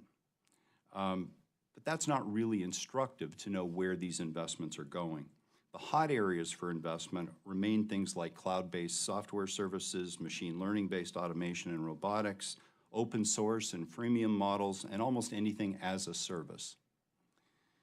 The problem, though, is that this well-tuned pattern recognition business of American venture capitalists also means that patterns that aren't in their wheelhouse are ignored.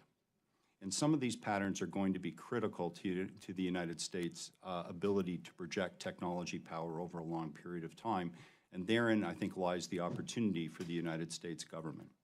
We need to fill these gaps. We need to be able to syndicate private sector investment to forward our long-term national goals and strategies. In closing, the battlefield over the next 50 years is going to be about the universities, the labs, and the startups that are innovating for the world. The investments in hard technology, including things like microelectronics, quantum computing, biotech, must be made, and at the same time, we need to ensure that there's these significant research investments that we are making translate into the commercial enterprise and end up being a projection of America's power going forward. I think that we need to start with a national strategy. We need a national technology strategy and implementation plan that is jointly crafted by the government and the private sector. What is needed is a common language. Startups don't speak government, and government doesn't speak startup. But the conversation begins with a national technology plan that can be shared and discussed. And then what is needed are the incentives and measurements that align achieving the technology goals with the investments that we are making as a nation. Clearly, government will have to adapt, as will the private sector. The status quo, however, will not work. The investment plan must be coordinated, in my opinion, across our R&D investments as well. We need to be able to look at where capital investment is neither being undertaken by the private sector or where such investment may serve to develop or encourage that entrepreneurship. It can form a syndication effect for the private equity ecosystem. And lastly, I think that we must immediately invest in what I refer to as enabling infrastructure. Investment in, for example, domestic microelectronics merchant fab and fabrication and packaging capacity to support things like the many powerful fabless semiconductor companies that are emerging here in the United States but are forced to go offshore to actually get fabrication runs. We need to continue to work on our data assets to compete with China, and obviously the talent must be developed within our universities and more broadly within the educational systems in the United States. So as the subcommittee considers how technology can contribute to the nation's security and how to encourage a closer and more collaborative relationship between government and the technology firms, I encourage you to think expansively. I believe you can play a crucial role in helping the nation understand the wider, less visible dimensions of geopolitical competition that I've outlined today. We cannot wait another decade to organize a democratically inspired technology strategy to sustain U.S. global leadership into the 21st century. Thank you. Chairman Himes, Ranking Member Stewart, and members of the STAR Subcommittee, thank you for this opportunity to testify on this important subject. The success of our intelligence community is deeply personal to me. On September 11, 2001, I was conducting mathematical research, and after watching the tragedies at the Pentagon, the World Trade Center, and a field in Pennsylvania, I was determined to change my career trajectory in order to serve my country. Since then, I have served twice in public service, both in the G.W. Bush and Obama administrations, including as the first U.S. chief data scientist. I've also been an entrepreneur and investor in Silicon Valley, and I've helped establish the field of data science, including co-naming the field. As the next phase of globalization develops, it is critical to make sure that the U.S. continues to preserve its competitive and national security advantage. The quote that I think sums it up best is from Ash Carter, the 25th Secretary of Defense. "Security is like oxygen. If you have it, you don't pay attention to it." We have stopped paying attention to it. To be blunt, we face a real risk of falling behind other countries. And let me use my limited time to highlight 3 areas of recommendations in my written testimony. First, we must begin closing the gap in our pace of innovation and enable the IC to leverage cutting-edge technologies.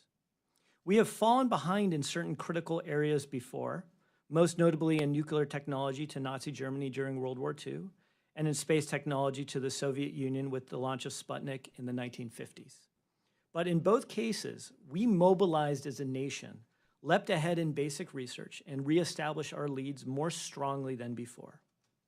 Key to that is our ability to attract, retain, and develop talent. Many of our Nobel Prize winners are immigrants, and so are the founders of many notable companies. Yet the U.S. is seeing a decline in its ability to attract highly educated immigrants. And we are not utilizing American talent either. Minorities and women both remain underrepresented in STEM fields. Genius is evenly distributed, but to our detriment, opportunity is not. I must also point out that I am an immigrant. I am lucky to have been raised both in the foothills of Utah and later down the street from where Apple was founded. I am grateful for all the opportunities this country has provided, and it is why public service is so important to me. We must find ways to encourage the world's best to be part of this great country as well as serve. Second, we must develop new models for collaboration. It is easy to believe the big data and the data science movement was started in Silicon Valley, but the true story is that many of us began our careers in national security. As U.S. Chief Data Scientist, I found that top technical talent and startups had a strong desire to work on national security problems, and they do today as well, but they don't have an easy way to contribute to the mission. Under Secretary Carter's direction, we created a number of new programs to bring Silicon Valley and the Pentagon closer together, including establishing the Defense Digital Service and the Defense Innovation Unit. The intelligence communities, the ICs, should double down on these approaches and implement their own digital services and find new pathways to allow talent to come in, as well as work more closely with startups. Third, we must ensure that technology works for us and not against us, including the ethical use of data. The ethical challenges of data are not new. During World War II, the Nazis used data and early computers to identify and persecute Jews and people of Jewish ancestry. One of the notable stories is of René Carmille, who ran the equivalent of the census in France. He realized the Nazis wanted to use the census data to round up French Jews. He then hacked the machine to prevent the data from being used. And when the Nazis discovered what this ethical hacker was doing, they arrested René and sent him to die in a concentration camp. We need to get ahead of the potential ethical issues. The IC agencies and other federal agencies should follow the recommendations in our book on ethics in data science, including what we call the 5C framework, the development of checklists to understand the management of algorithms and what can go wrong, as well as red teaming to identify ways that technologies can be gamed and utilized against us. The ethical use of data is an active area of research, and the ICs and the federal agencies will need to share best practices between the agencies, as well as engage with industry and academia. There are significant challenges ahead to retain our cutting edge of innovation and ensure that technology does not cause harm. We are nascent in our understanding of newer AI techniques relative to the adoption, and there are serious questions about how we collect and use data, especially ensuring Western values in that collection of data and utilization of techniques.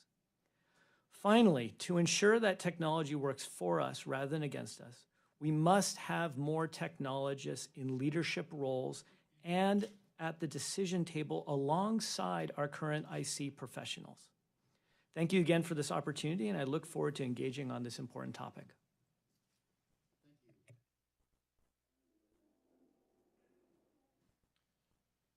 Chairman Himes, Ranking Member Stewart, and members of the STAR Subcommittee, it's an honor to be here today. I'm passionate about today's topic of technology and innovation in government. In fact, I teach a class at Harvard called Tech and Innovation in Government. I've also seen what innovators and entrepreneurs inside of government can do firsthand. I had the privilege of serving for 4 years in the White House, including 2 years as U.S. Deputy Chief Technology Officer. I've also seen tech innovation from a private sector career in venture capital. I currently serve as Senior Advisor to Insight Partners, a large venture capital and growth investing firm headquartered in New York City. At Insight, I work with portfolio companies to help them enter and grow in the public sector. Insight primarily invests in fast-growing software companies. And, as the saying goes, software eats world. When we talk about AI, data, cloud, or cyber, we are fundamentally talking about software innovation. How the IC builds, buys, and evolves software faster and better is a central question for this subcommittee. Every IC agency needs to be a software agency. Let me offer a few observations. First, venture-backed software companies face substantial barriers to effectively serve IC customers. These include logistical, technical, financial, cultural, and contractual barriers. I work closely with experienced vice presidents of federal, many of whom have been selling into the IC for decades, and some of whom served in uniform earlier in their careers. In preparation for this testimony, I spoke with a dozen of them. All of their experiences, as well as my own direct experiences, have led me to conclude that there is simply too much friction between venture-backed companies and the IC. The unfortunate result is that many venture-backed companies enter the IC years after they've successfully entered the federal civilian and DoD markets. Let me put this another way.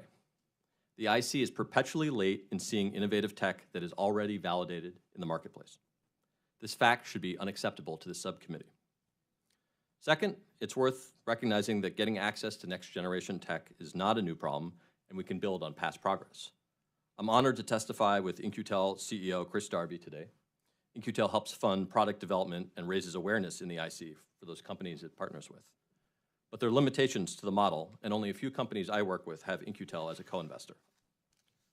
More recently, the Defense Innovation Unit, founded under former Secretary Ash Carter, was created to help the DoD access Silicon Valley-style innovation. DIU matches internal defense customers with commercial technology companies, aiming to deliver a contract in under 60 days. One thing that In-Q-Tel and DIU have in common is that they hire people from the startup and VC ecosystem, and they're physically located in markets like Boston, Silicon Valley, and Austin. If you want to find commercial innovation, it helps to physically be there. If you want to talk with entrepreneurs, it helps to hire people that speak their language. Third, I want to highlight the problematic role of federal systems integrators.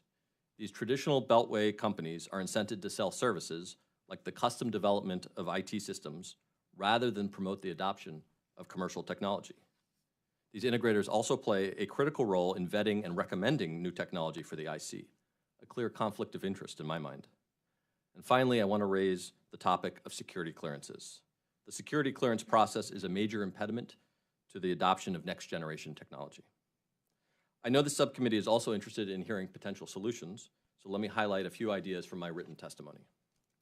First, we should create a centralized on-ramp for commercial companies to sell into the IC. Imagine a new government unit to test commercial products, help next-gen vendors navigate IC clearance and acquisition issues, and connect those companies to funded IC programs and users. Second, we should start an intelligence innovation board with a mandate similar to the Defense Innovation Board. The DIB has offered a number of important recommendations about how DoD should reform how it builds, buys, and evolves software. At the very least, I'd urge you to consider the DIB's existing software and AI recommendations for all IC agencies. Finally, we should encourage more term-limited tours of duty in the IC. My experience with the Presidential Innovation Fellows, U.S. Digital Service, and 18F have shown me that talented mid-career tech professionals want to serve their country. We should also find ways for more IC professionals to do tours of duty in large tech startups and even VC firms. The IC is only as strong as its people, and getting the best of America to serve will help us all. Thank you, and I look forward to your questions.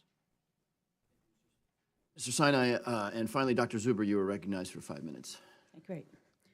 Okay, Chairman Himes, Ranking Member Stewart, and members of the committee. Thanks for inviting me to testify on this critical subject, how to ensure that the intelligence community has the technology it needs to protect our country. One way to frame that issue is to ask, how can the U.S. maintain and build on its current strengths to help the IC? I believe those strengths include world-class universities, an open research system, and the ability to attract and retain top talent from around the world. The federal government can do more to strengthen these assets and ensure that the IC is benefiting from them. My recommendations fall into 3 categories: enhancing U.S. research in key technology areas, improving interactions between the IC and our research system, and ensuring that the U.S. remains a magnet for top talent. First, research. Keeping the U.S. ahead in critical technologies like artificial intelligence and quantum computing requires strategy and funding. The federal government needs a visible, focused, and sustained effort in key research areas. That would entail a significant increase in funding for fundamental research at universities targeted at problems like developing new algorithms that would enable machines to learn with less data. That increase should not come at the expense of the rest of the research system. Ideally, it would be paired with reforms to improve focus across agencies. One way to turbocharge existing efforts would be to create a new directorate at the National Science Foundation with DARPA-like authorities that would focus on critical technologies. The directorate could provide funding to other agencies, as well as to universities and consortia involving industry. Second, more interaction with the IC. The technologies needed to defend the U.S. increasingly originate in the civilian sector. The IC needs to be better positioned to help shape research questions in academia and industry and to capitalize on research results. That requires greater collaboration. For example, IARPA could enhance interaction with agencies like NSF and NIH and vice versa to think about how open research could advance the IC's goals. The IC on its own or in collaboration with other agencies could run more challenges in key areas as DARPA does. And the IC could do more to rotate its members through universities and federal labs. There is no substitute for having people work side by side. This can and must be done without damaging the open culture of universities. Last year, MIT signed a 5-year agreement with the Air Force to operate what we're calling an AI accelerator. Under this program, Air Force staff are working both on campus, where research is open, and at Lincoln Laboratory, which MIT runs and which is secure, on problems of interest to both the Air Force and to MIT. It's a model the IC could deploy. Let me add that such cooperation is especially appropriate to help sort through the ethical questions posed by AI and other new technologies. Those research questions require attention not only from experts in the social sciences and humanities, but also for technical experts who are working together, for example, on minimizing bias in AI algorithms. Third, talent. The U.S. will not succeed if we alienate or turn away ambitious, brilliant students and researchers. Obviously, those who are coming into our country need to be thoroughly vetted, but that process needs to be targeted and rational. It cannot appear to be harassment. The latest statistics from the National Science Board shows that foreign students account for more than half of U.S. doctoral degrees in engineering, mathematics, and computer science, with more than half of those foreign students coming from China, India, and South Korea. This is not a new situation. What's new is that fewer of them are staying, although most still remain. NSF found that 84% of the doctoral students from China were still in the U.S. 5 years after receiving their degrees. We need to get more U.S.-born students into STEM fields, but even when we succeed at that, attracting and retaining top international students will still be an asset. As the federal government and universities rightly shore up our systems to prevent improper and illicit losses of technology, we need to be sure that we take actions that address the actual problems. Foreign students have not featured prominently in cases of technological theft, yet they are frequently the target of restrictive proposals. New policies should be focused on real security gaps, not on classes of people who help the U.S., but are easy to demonize or restrict. The U.S. faces new challenges and competitors, but we are well placed to succeed if we get the most from our unrivaled strengths. The heart of our strategy must be confidence in ourselves, not fear of others. Thank you, Dr. Zuber. We'll now proceed with member questions, and I will start by recognizing myself for 5 minutes. Mr. Darby, your testimony and our conversations, you're really interested in this question of microelectronics and the lack of capacity the United States has in such a critical area. We see this come up a lot in 5G technology, where the United States doesn't have a private sector champion to compete with Huawei in particular. My question for you is, it's culturally odd for the United States to think about an industrial policy where we invest in specific companies and subsidize others. I know it's a long question, but in a couple of minutes, what's the way we could achieve what you want to achieve with respect to microelectronics, kind of consistent with the idea that we don't have an industrial policy in this country? Thank you, Mr. Chairman. I think it's important to start and maybe back up and look at the way In-Q-Tel works, because it's a very unique model with obviously a lot of misconceptions around what we do and we don't do. It's really a combination of, a very unique combination of private sector expertise on the technology side, the investing side, and the startup side. But it starts with an exploration function. It really starts with trying to understand where technology is going over a long period of time. And so we will vet literally thousands of companies every year. We will meet with in the order of 1,000 companies every year, and then winnow it down to those companies we think over a period of time will impact the national interest, the national security interest. In the case of microelectronics, for example, for a long time, we've been looking at companies that were going to deliver the next generation of microelectronic innovation beyond general processing units, GPUs. As we move into an era of AI, the differentiation, AI plus hypersonics, means microprocessors are going to mean an awful lot. And so we've got a very rich history in this country of building these small companies that build those next generation Intel types of scenarios. But we are forcing them right now to go offshore. And so what we do as In-Q-Tel is we say, what are the different elements that you would need to create a capacity here in the United States? Do we have the tools that are necessary to get this next generation of microprocessing companies off the ground? And when I meet with our portfolio, and it's a fairly rich portfolio in that sector, they would say no. We have the packaging facilities here in the United States.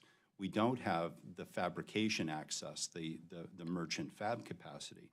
And so in areas like that, In-Q-Tel looks at the horizon and says, what are we going to need? For example, 12 years ago, our team brought me to a little office in San Francisco, and DJ will probably resonate, this will resonate with him. There were 3 guys in front of a screen. One guy was named Jack, and the screen all of a sudden popped up with 140 characters, and it said, I just had asparagus for lunch. And I looked at the investment team member that brought me to this meeting, and I said, why am I here? This does not make any sense to me at all, like you're wasting my time. Well, if he said, no, you're just old. This is going to be important. This social media platform is going to be very meaningful to our community in 7 or 8 years. We need to invest not in this company called Twitter. We need to invest in all the analytic engines that make us understand what's going on in Twitter. And so if you look at the value proposition of In-Q-Tel, what we do is we see things well beyond when our customers see them because we're engaging with these embryonic startups. By the time a company has a Fed VP of sales, that is not our target market at all. When we engage in these companies, they don't even have a sales vice president. They are thinking about how they want to bring their product to market, where they want to go in the government, or do they have a fit in the government? Let me just cut you off, Mr. Darby. I think that's a really important answer. It's one I'll want to pursue because you're essentially sort of adopting the mantle, perhaps via In-Q-Tel, of maybe taking the lead on some of these technologies. But we'll come back to that. I want to be disciplined so other members have a chance.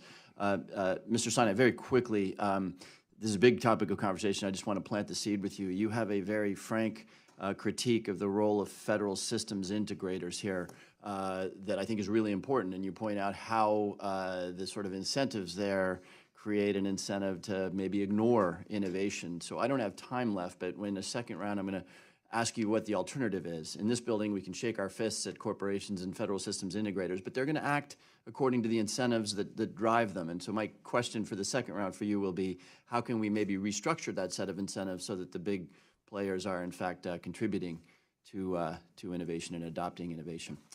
Thank you. I'll recognize Mr. Carson for 5 minutes. Thank you, Chairman.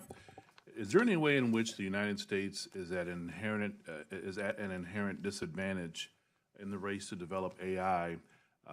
For example, Chinese operatives were just indicted by the Justice Department for the Equifax hack. These operatives do not operate by the same democratic principles we do, so there are fewer restrictions on the scope of their collection, but we also know that the effectiveness of an algorithm or AI in general is highly dependent on data sets that it has as a repository or database.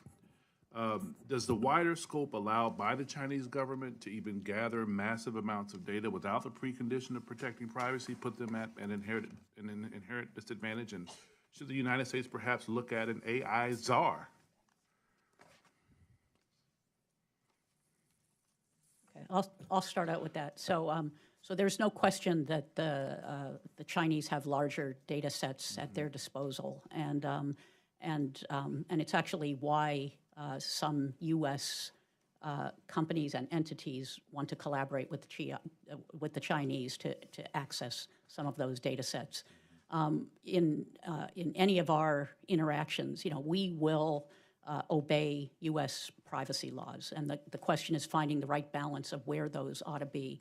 A critical aspect of any interaction that we have on the world stage is that is to try to encourage all countries to come up to international standards with regard to data privacy and data sets. And so we will not allow any of our investigators at MIT to do collaborations unless there's reciprocity in terms of what data can be shared and what the privacy considerations are. Let me take this from a slightly different angle, because I very much agree with all of those points. The first is, in the collection, to make an algorithm effective with AI, one of the key things and tenets is to have large data sets. So in the case, in the ability where you don't have restrictions and the ability to just vacuum up data arbitrarily gives you a disproportionate advantage in getting going. One of the areas that we don't often think about is we think about in terms of genomic medicine and biomedical research. And the area that is there and that we were predominantly concerned about in the development of large programs that we had in the Obama administration called Precision Medicine Initiative under 21st Century Cures Act is how do you safeguard that on the US side? And what others are looking at is how can I combine that data to jump forward to actually displace the traditional industry structure that we have right now that is built on those Western values. And the ethical implications of that are very serious. And we have seen that in the past here in the United States, both with Tuskegee, Henrietta Lacks, and many others. And so this is actually a fight for values around data. So how can the intelligence community foster greater exchanges of talent with academia and industry? To Dr. Zuber's point. Yeah, so I'll start there. So, well, like the security issue that was raised was something that I also talked about in my testimony. So right now, the time to get a security clearance is long, and it's getting longer. But a lot of the work that goes on within the intelligence community isn't actually classified. So getting somebody, at the first level, some nominal level of clearance, and letting them go in to try to understand, to work on unclassified problems is a great way to start while they're in the process of getting cleared. Sure. There should also be, the exchanges should be two ways. I mean, we welcome on campus and at Lincoln Lab members of the DoD to do rotations through labs, both classified or unclassified, and those could easily be expanded to the intelligence community because, getting to know people and understanding different cultures goes a long way to effective data exchange. I'd like to commend CIA. I believe that they put forth a proposal to amend the Central Intelligence Agency Act of 1949 to focus more on education and STEAM-based education programs. And I believe that's with the committee at this point. Thank you. Mr. Quigley, 5 minutes. Thank you. Thank you all for being here. I enjoyed the brief times I had teaching at universities. And Doctor, I do appreciate what it means to bring foreign students here, not just what they contribute, but how it helps us build democracies elsewhere and export our values. But Ms. Darby, you also mentioned just how critical the role the universities will play. And I recognize that we don't want to blame foreign students for this, but given the value of this and the extraordinary value of information brought together there, you must appreciate the risks that are involved, the security risks that are involved, due in part to that which we love, the open culture of universities, that mindset that's ingrained in professors who want to share information, but some of that has its risk as well, if you could comment. So, like DJ, I'm an immigrant to the country, and I'm grateful every day for the opportunities that this country has given me. only this country could have given me the opportunities that I've been fortunate enough to have. Your point is well taken. There are risks. I think that we have to understand that there are risks. There's a phrase that is used in the IC often, which is trust but verify.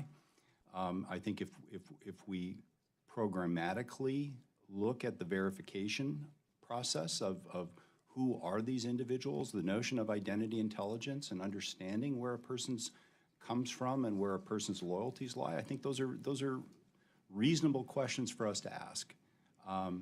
That said, I agree with Dr. Zuber. I think that the very nature of this country has always been welcoming. And it has been a foundation, certainly for the tech industry in the United States and the venture capital industry.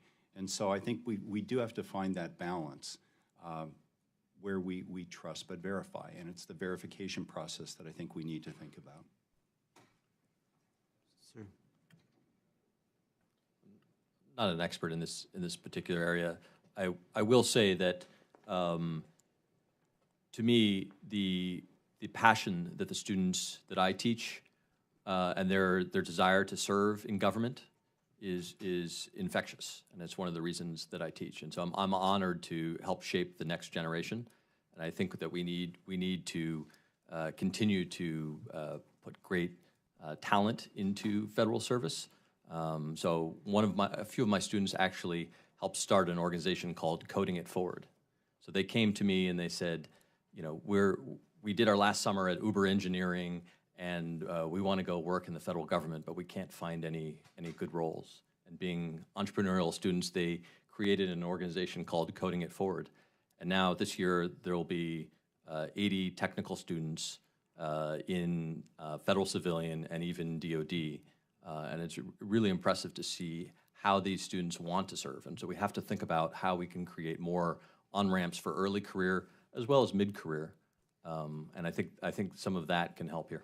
If either of you, the doctors, want to talk a little bit more about how to make sure we are also protecting, given the desire to have an exchange. Yeah, so thanks for asking this question. You won't believe how much of my life I spend thinking about this topic right now.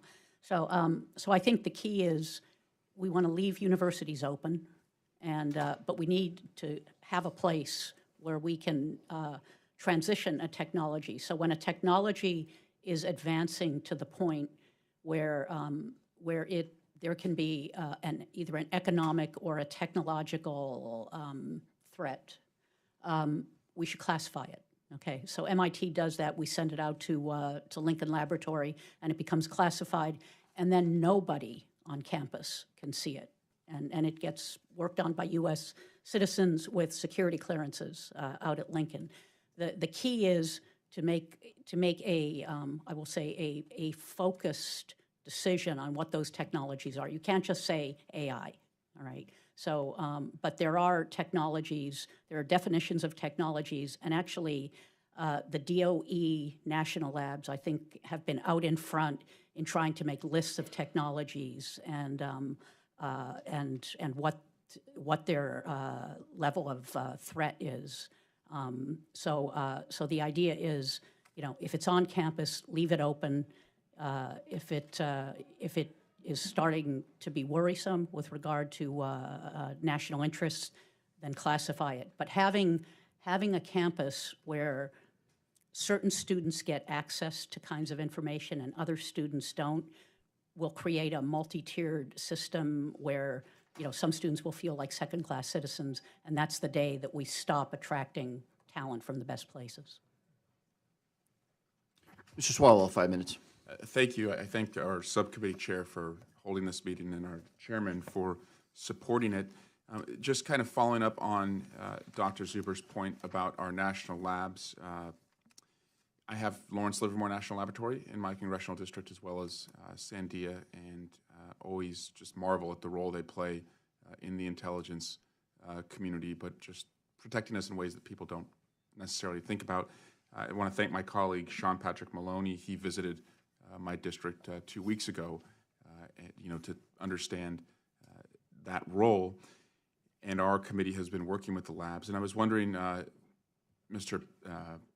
Dr. Patel, I know that you worked at Los Alamos, and do you believe we are optimizing the role that the national labs can play in taking on some of the bigger challenges when it comes to research and development? And if we're not, what do you think we can do? Thank you for asking that question. The national labs are very close personally to my heart, largely because I started my training there. And I got to not only experience the culture of what a national lab brings, but the talent that it attracts. And that was critical for me in the formation of many of the ideas that then became the ideas behind data science. And that melting pot was critical. And there was buildings that was outside the fence, outside the security environment, that allowed certain collaborations to happen. There was a set of activities that happened inside the fence where they had the appropriate restrictions and controls. The thing that I think we have done to the national labs is we have continued to erode and pressure the system in a way that is asking it to do things that it was not designed to. And we have been fundamentally unfair in evaluating it as looking for short-term gains versus the long-term value. You know, if you think about the number of patents each year, it's about 1,500 every year. 700 patents each year, about 1,500 innovations. And the amount of collaboration that is spun out is phenomenal.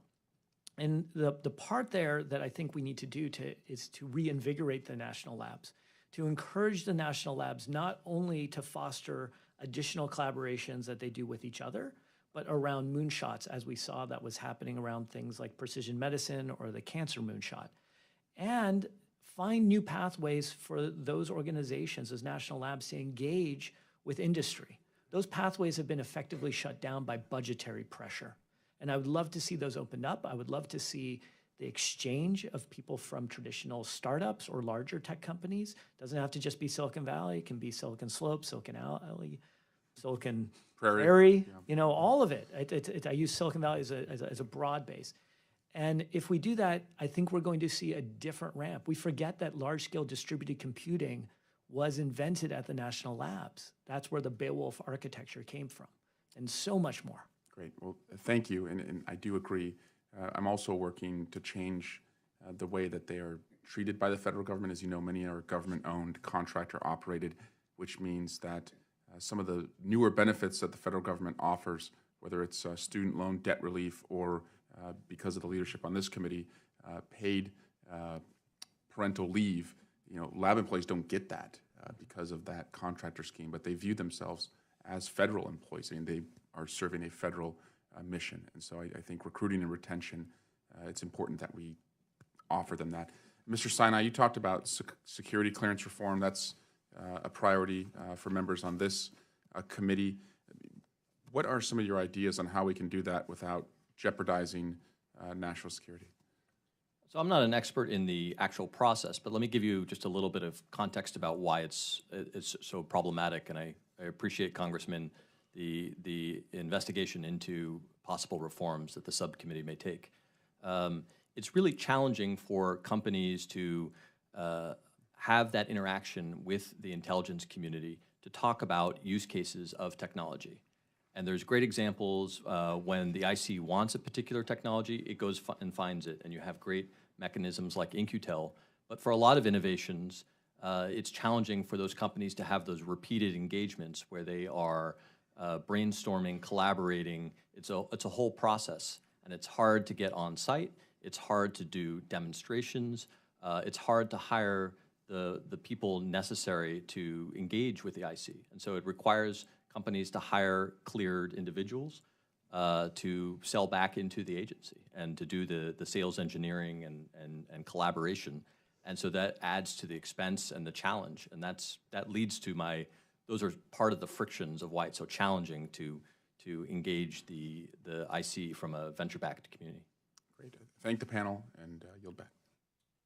Thank you, Mr. Swalwell. Did we lose Mr. Krishnamurthy? If so, we are on to Mr. Heck, recognized for 5 minutes. Thank you, Mr. Chairman.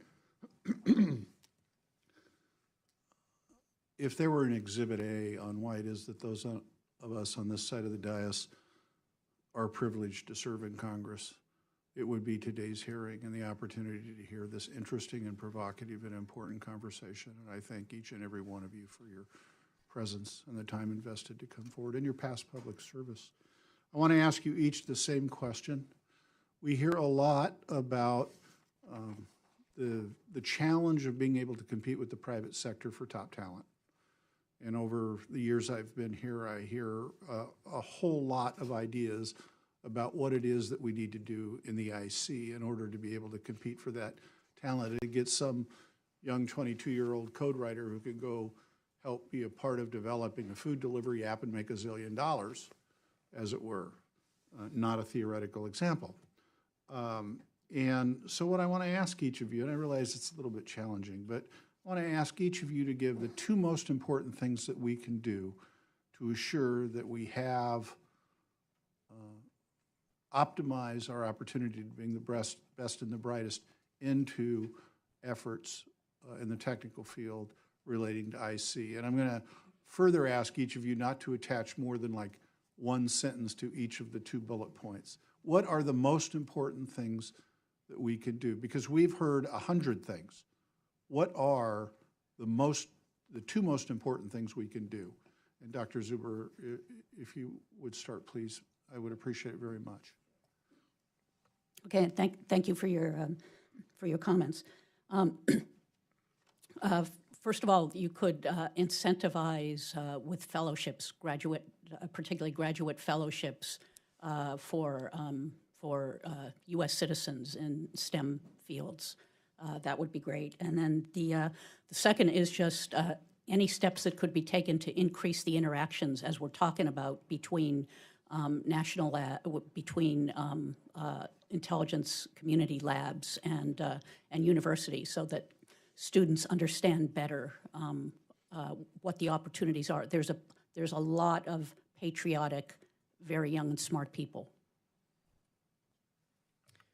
So very briefly, it's about alignment of mission with skills to enable impact.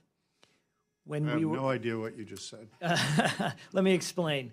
It is when we were recruiting to bring in people from the technical companies into government, as long as we found the ability internally of an organization to align the mission with their skills so that they could have impact, we only lost 2 candidates in my recollection of ever recruiting. And the time we lost those 2 candidates was because they had so much equity locked in the company they couldn't leave. But it takes very serious effort to align the mission and the skills to actually be impactful. The second is enabling what titles actually are. We spent nearly 5 years at the CIA creating the title data scientist versus statistician. That allowed, may seem trivial, but people allowing to have parity allows them to feel that they're still moving forward in their careers. And the same way, as a chief data scientist, we created that as a job title across the federal government. We need more of those parities so people can move back and forth seamlessly.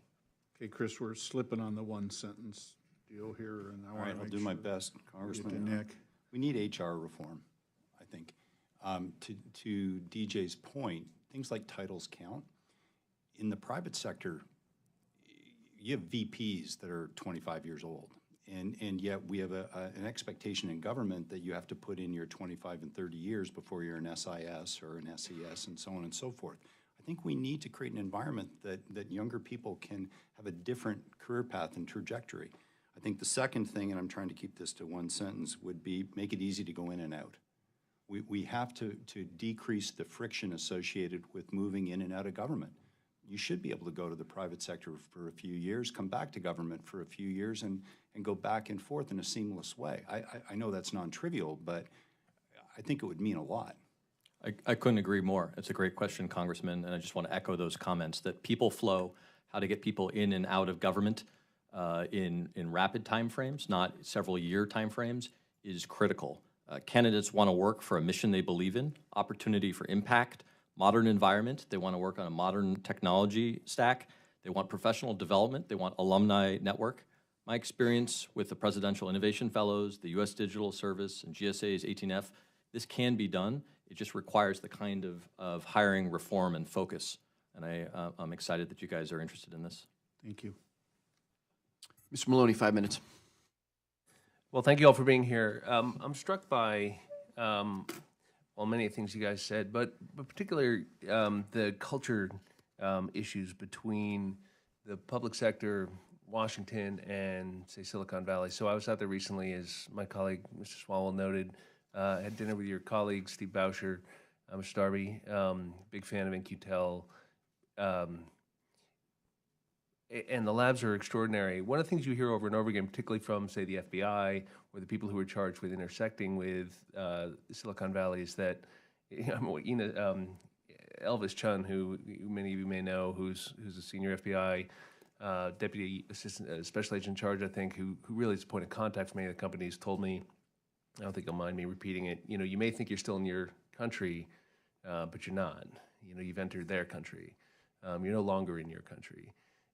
So deep is the cultural divide, and so the issue of how do we get those two cultures aligned for the purpose of U.S. national security, I think has been really cast in relief in situations like the 2016 election, where and to this day, many of us have enormous frustrations around the attitudes and the approach taken by companies with a major role to play, like Facebook and Twitter. And I sort of wore out my welcome while I was there asking some of these questions. So really I'm interested, and maybe this question is best directed to Mr. Patel.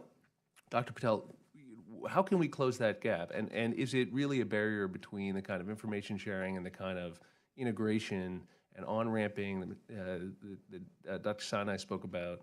Because it seems to be. It seems to me there is an enormous barrier between the attitudes and the goals of people who work in the public sector, particularly in Washington, but even our representatives there, and the private sector entities who we cannot do this mission without. How do we close that gap? I'm glad first that you went to engage, because that's the first step. As we saw, Secretary of Defense Ash Carter was the first Secretary of Defense to visit in over 20 years, Silicon Valley. And so we just haven't found ways to spend time together. And when we do spend time together and we're working on problems, oftentimes it's under incredibly harsh light or questions around encryption. And it forces the communities to look at each other very adversarially rather than actually creating forums where collaboration can happen. The second part is we actually don't have technologists who are coming in and out of government into those organizations and vice versa.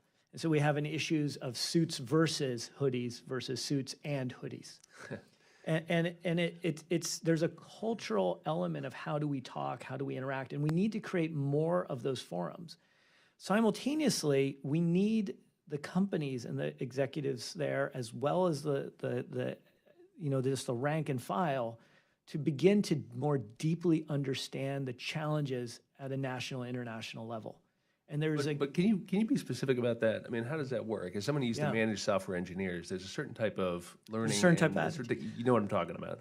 And it can be very difficult to extrapolate sometimes concepts like being an American company and having a duty to the United States, as opposed to being a global community that yada yada, when it's an issue of our national security.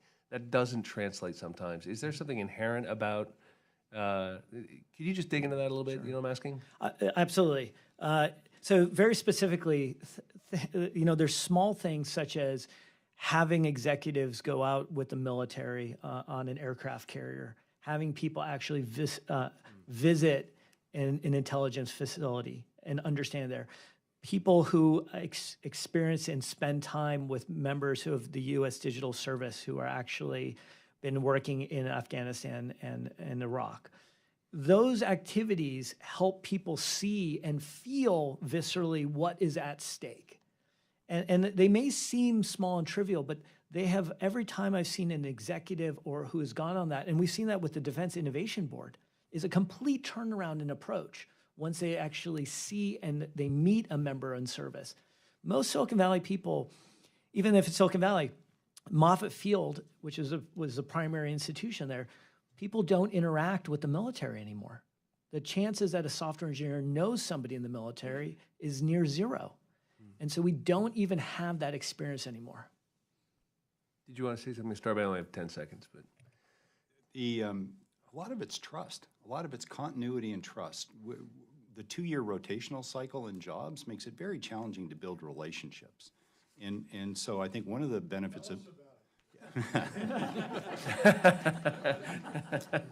one of the things about InQtel is, Congressman, we've been around for 20 years. I've been in this job for 14 years. And so the trust relationships, I can go and represent the government's interest, and they believe me largely because I've been part of that community for so long. And I think it's a really important thing that we have to work on, continuity of relationship. Yield back. Thank you. Mr. Krishnamurthy, 5 minutes. Hey, thank you so much for coming in today. You mentioned immigration, Dr. Patil. I'm actually an immigrant as well. You mentioned having technologists in leadership roles. I'm one of the few people in Congress, one of 8 total, with an engineering degree. I have a BS in mechanical engineering. Some people say I practice the BS part now. But the point is that we do need more technologists in government. I'd like to ask the question about, Chris, who's doing this right? Is there a government out there that's actually figured out the right way of having an ecosystem where government and the private sector collaborate, but not too much? I'm wondering if Israel might be a model, or if there's some other country out there that we should know about. I think Israel is a model, although there's a fusion in Israel that we don't have. And the extreme, of course, is the Chinese Civ Mill fusion strategy between their private sector and their public sector, and where you can barely tell the difference, as this committee knows. In Israel, it's not as overt, but clearly there's very strong connective tissue between their military interests and their commercial interests and their venture capital interests. It's woven together. We don't have the benefit of such a small and closed group to deal with. I think it's much more challenging here in the United States. And I gave a talk at NATO about a year ago to and every one of the countries that came up to me afterwards were saying they were suffering from the same challenges that we are suffering. So if it makes us feel any better, I don't think we're alone in trying to address these issues. Is there one thing that Israel does that maybe we can borrow from? I think they have a path of technology out of their military environments into the commercial sector that is very, very well tuned. And ours isn't. I worry sometimes that we aren't taking advantage of the core research that we do in government, whether it's in the labs and really working on a commercialization path for that. The Israelis are great at that. And I commend Dr. Peter Heinem at DARPA, who's really leaning into how do we commercialize and make the most out of the investments that we're making at DARPA, and potentially there's opportunities at the labs to do the same thing. Sure, Dr. Patil. I'll add one there, which is one of our recommendations I put in the written testimony as well as in our Council on Foreign Relations report recently about creating a digital ROTC. The Israeli Defense Force has a division that is well known, the 8200, which is you're recruited quite young. And it's phenomenal talent, and pretty much everyone knows in Silicon Valley or any technology company that is a guaranteed certified fantastic technologist. And that is one of those kind of elements that builds the trust model, that establishes quality and allows people to go back and forth as well. Sure. I was going to direct the next question to you, Dr. Sinai. Mr. Sinai? Mr. Sinai? Doctor's my father. Oh, okay. Mr. Sinai, before coming here, I ran a very small company. We make and sell infrared night vision technology for military and space applications. What we found is in the countries that dominate the sensors world are going to have a leg up on us with regard to our intelligence gathering capabilities. I was just wondering if you could comment on that. Yeah, I think that's absolutely true, that there are certain segments, to Chris's testimony, there are certain sectors that American VC don't focus on, and so that should be an important focus of this subcommittee, right? And so sensors is one of those areas where there are some really interesting investments that venture makes, but there's also a whole subset that they don't. The other point that I'd make quickly is that we're also seeing the rise of next generation defense tech. That is, venture capital is investing in the next generation of product companies. It's important to realize that venture capital invests in products, right, that can be repeatably sold. And so we're seeing some really interesting companies that are targeted in the national security and defense space. Dr. Zuber? Yeah, can I just add an example? So, so in the sensor area, making sure that we're fencing off the right technologies is critical. So infrared cameras are in that category because of the night vision issue. However, if you're an international student in an academic lab in the US, you can't get access to those, whereas if you went to Europe, you can buy one off the shelf.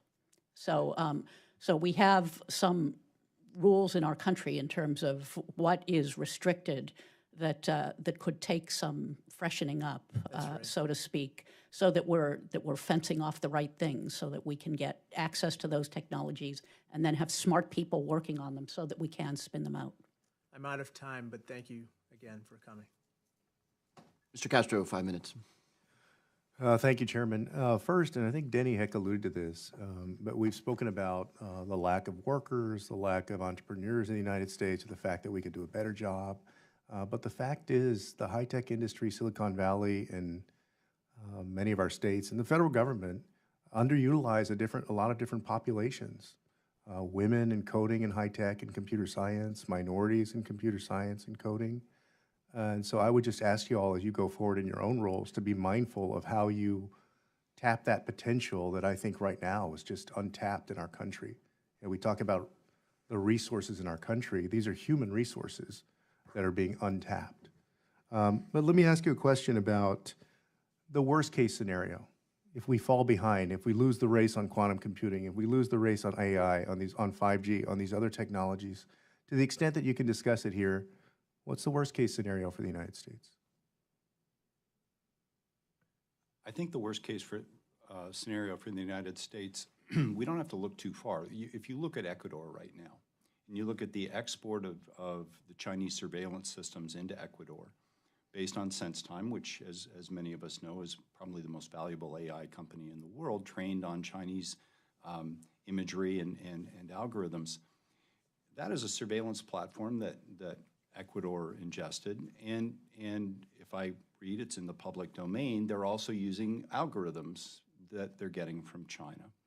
This begins to be, in my mind, what the IC might characterize as an influence hub. And when we think about the layered technology strategy that the great power competition is going to be based on, it's going to be based on things like 5G as a network, but then you get these surveillance technologies. And surveillance can also be used in other applications. So, for example, we're seeing right now with coronavirus that they're using that same platform to monitor for health. All right, well, I've got a story for the populace that says that this is good for you to do. Based on 5G, again, if you look at the long-term trajectory of things like mobile payments. So if you look at Europe right now, they're all going to the WeChat mobile payment platform and Alipay. That means that the reconciliation of those financial transactions are going to go through Shanghai in the not-too-distant future. And so my contention is that these fundamental infrastructures upon which countries are being built, if we don't have a place in that, we will not have a seat at the conversation around the norms and values that are being undertaken. It's troubling. Thank you for highlighting the minority issue. Only 2.2% of Latinos are in STEM. 28% of women are in STEM, despite representing 47% of the workforce. On the side of what could go wrong, if you think about it from biomedical research, we have a strong, and it's been reported out, is there are strong concerns about as China starts to work and collect large volumes of biomedical data, in large part to process genomic research. And as you get ahead with machine learning and AI, you'll be able to have advances and a leading edge to the next set of drug discoveries. As you get there, you have the ability to displace traditional companies that are in the environment right now, and those would become the R&D base of those operations, as well as the cash flow would be within China's ecosystem. Anyone else? Yeah, one more. So, so if the Chinese develop quantum computing first, then traditional encryption methods will not work, which is the fundamentals of the U.S. banking Signal, system and everything WhatsApp, else. all of that stuff. Right. So I serve on a bank board, and we worry a lot about encryption and technology. So, and I'll also add, this year's freshman class at MIT is 47% women. Very good. And just one final comment in the few seconds that I have left. I think as Americans, none of us, or hardly any of us at all, have lived in an era where America didn't dominate the tech industry and set the pace for the world. And so we've, as a nation, I think, taken that position for granted. So the worst case scenario where you point out, it's basically the world using Chinese technology or somebody else's technology the way the world uses the United States financial system right now. And we, quite honestly, have never lived through what that means for us and for our allies.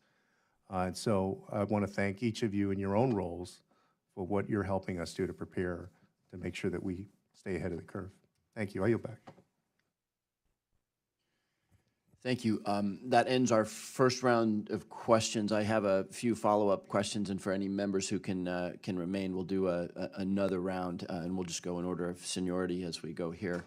But again, thank you for your answers. I want to go in a direction that we have not talked about yet today, which is what government can do and what we can all do to assure a healthy partnership between innovators out there in the government. And I'll make reference to some of the stories we've heard about the staff of Google objecting to participation in Project Maven.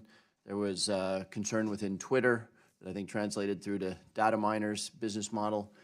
You may understand those concerns, but it's kind of inconsistent with the way the country has always behaved, where the American corporate sector, which by the way is a definitional term that probably made more sense 50 years ago than it did today when companies are by nature multinational. But I'm very interested to hear from all of you in as much as you have thoughts about what we could be doing to make sure that that relationship is good and constructive. And just to further preface this question, as I sort of reflect on some of the attitudes or statements that were made in Silicon Valley and elsewhere, it's not that you don't want the technology getting to a government. It may be which government should get that technology first. And so anyway, I'd like to open it up to the four of you to reflect on what we might do to form a more constructive and understanding partnership with the private sector. That's a great question, Chairman. So I would first quickly state that there's a lot of enthusiasm for government in the tech sector. And so the headlines tend to dominate. You mentioned Project Maven, but you see a lot of folks in large tech companies and in startups that are excited about the government mission set and want to serve or have served. And so this it's easy to characterize those headlines, but it's actually a more nuanced story. And so I think we can do a better job of collaborating with the private sector in a variety of ways, people flow being one of them, getting people in and out of government. Another one is finding ways to do business more productively. And I do think that those are areas where the subcommittee could focus on. I think that I come back to the conversation that needs to take place. We don't speak the same languages. A lot of times when DOD goes to the Valley, they're in uniform, and if it's 4 stars, there are 50 people trailing behind. That's not the way the Valley operates. The Valley operates in a very casual mode, and it's not about giving a written speech in front of an audience. It's about having a conversation in a cafeteria. And I think we've got to do a lot more of that if we want to really engage the Valley. And again, it's got to be an ongoing thing. My colleague Steve Boucher, who runs the investments team and is based in our Menlo Park office, often says the reason I can have conversations around the government interest is because I drop my kids off at school with these people every day. And when Stephanie Sullivan was the principal deputy DNI, she was asking me what I would do. And I said, well, I might build a big DNI building out there and have a much more significant presence so that you're dropping your kids off at school every day and you demystify this intelligence community or defense community. These are just people, and I agree totally with Nick. They do want to serve. In-Q-Tel does not have a problem getting into early stage deals. They want to help this country. Did you? I'll just add two real quick. The first is the partisan nature of the dialogue that's happening at the national level is trickling in. And so if a technologist is asked, how is a technology going to be used to support ICE or border security in different ways that are antithetical to somebody's beliefs, that is where the polarization is hitting. When somebody interacts in a company around encryption and questions where somebody says, you know, you just figure it out rather than trying to understand the math and why making backdoors doesn't make sense, it makes it directly an oppositional and aggressive rather than a problem-solving environment. The second is most of the time when engagement happens with the government and industry is around a problem rather than the legwork that's taken before the problem actually happens. And so we need to build that collaboration model where we're actually working more aggressively together on the on-ramp. Okay, and I'll answer your question from the standpoint of producing the future workforce for these companies. When we signed our agreement for the AI accelerator with the U.S. Air Force, we didn't have a single person on campus complain about it. And the reason was that we focused on problems that were of interest in protecting our colleagues in the military, and it was something that resonated with our community. And then it's very easy once you're in that place to take the next step of protecting those people who are protecting the people in our country. So there's a narrative that one can develop, but it requires getting in and looking at the problems that you want to solve that happen to be very interesting to young people. So it's starting to teach them young, and then it takes care of itself. Thank you. Thank you very much. Mr. Carson. Thank you, Chairman. Recently, Attorney General Barr floated the idea of the United States basically buying shares of technology companies like Nokia and Ericsson to address the dominance of basically Huawei. Is this a great idea? And if so, what would you prioritize for U.S. investments? So I think the United States should focus on doing what the United States does best, and that is disrupt technically. I think Huawei is definitely beatable. If I look at 5G, we started investing in 5G 7 years ago as In-Q-Tel because we felt that it was going to be a national security interest. If I fast forward to today at Mobile World Congress, which is going on, there's only one company that is in the awards running for 5G, and it's an In-Q-Tel portfolio company called Parallel Wireless. And so what they're doing is they're saying, where can we disrupt Huawei and totally change the game, change the cost basis? And it's in this place called the Radio Access Network, which is where, if we were to invest in any other firm, whether it's Ericsson or Nokia, we'd be investing for that one piece of their business because companies like Cisco have the core and we have 5G handset manufacturers. What we're lacking is the radio access network. And so companies like Parallel Wireless, and we have others in our portfolio, are really trying to change the game. They're trying to change the cost basis and they're trying to do what the United States does best. Now, does that solve the problem today? Probably not, but the 5G is going to be a long road to hoe. It's 5G today is like having a Ferrari in Georgetown. You can go really fast from one stoplight to the next as long as there's not traffic. So I think we've got time to play the game the way we play it best, which is disrupt. It's easy for us to forget that digital equipment used to exist. Nortel used to exist. Compact computer used to exist. The venerable Bell Labs are now owned by Nokia. Titans can fall, and Huawei is a titan right now, and we could take them down if we want to double down on our investments. I would add, we do best when we're innovating and fostering two kids and a dog in a garage, or some new researchers who have an interesting idea and passion. When we invest in passion, unique things happen. The other part is, with all due respect to Attorney General Barr, one of the things that's critical, and this came to your question earlier, who are the SARs for data or these different aspects? You need a U.S. Chief Technology Officer. You need a U.S. Chief Data Scientist. You need these people who have lived in multiple worlds to help ensure that we actually are approaching these from a perspective of offense rather than defense, where defense is trying to control things from a shareholder value versus putting new bets down. Thank you, Chairman. I yield back. Mr. Heck. I am fascinated by the challenges that are presented by differences. Sometimes they're external. China has a authoritarian command and control system, so they're able to more quickly, efficiently mobilize for directed national security investments on the R&D side and application side.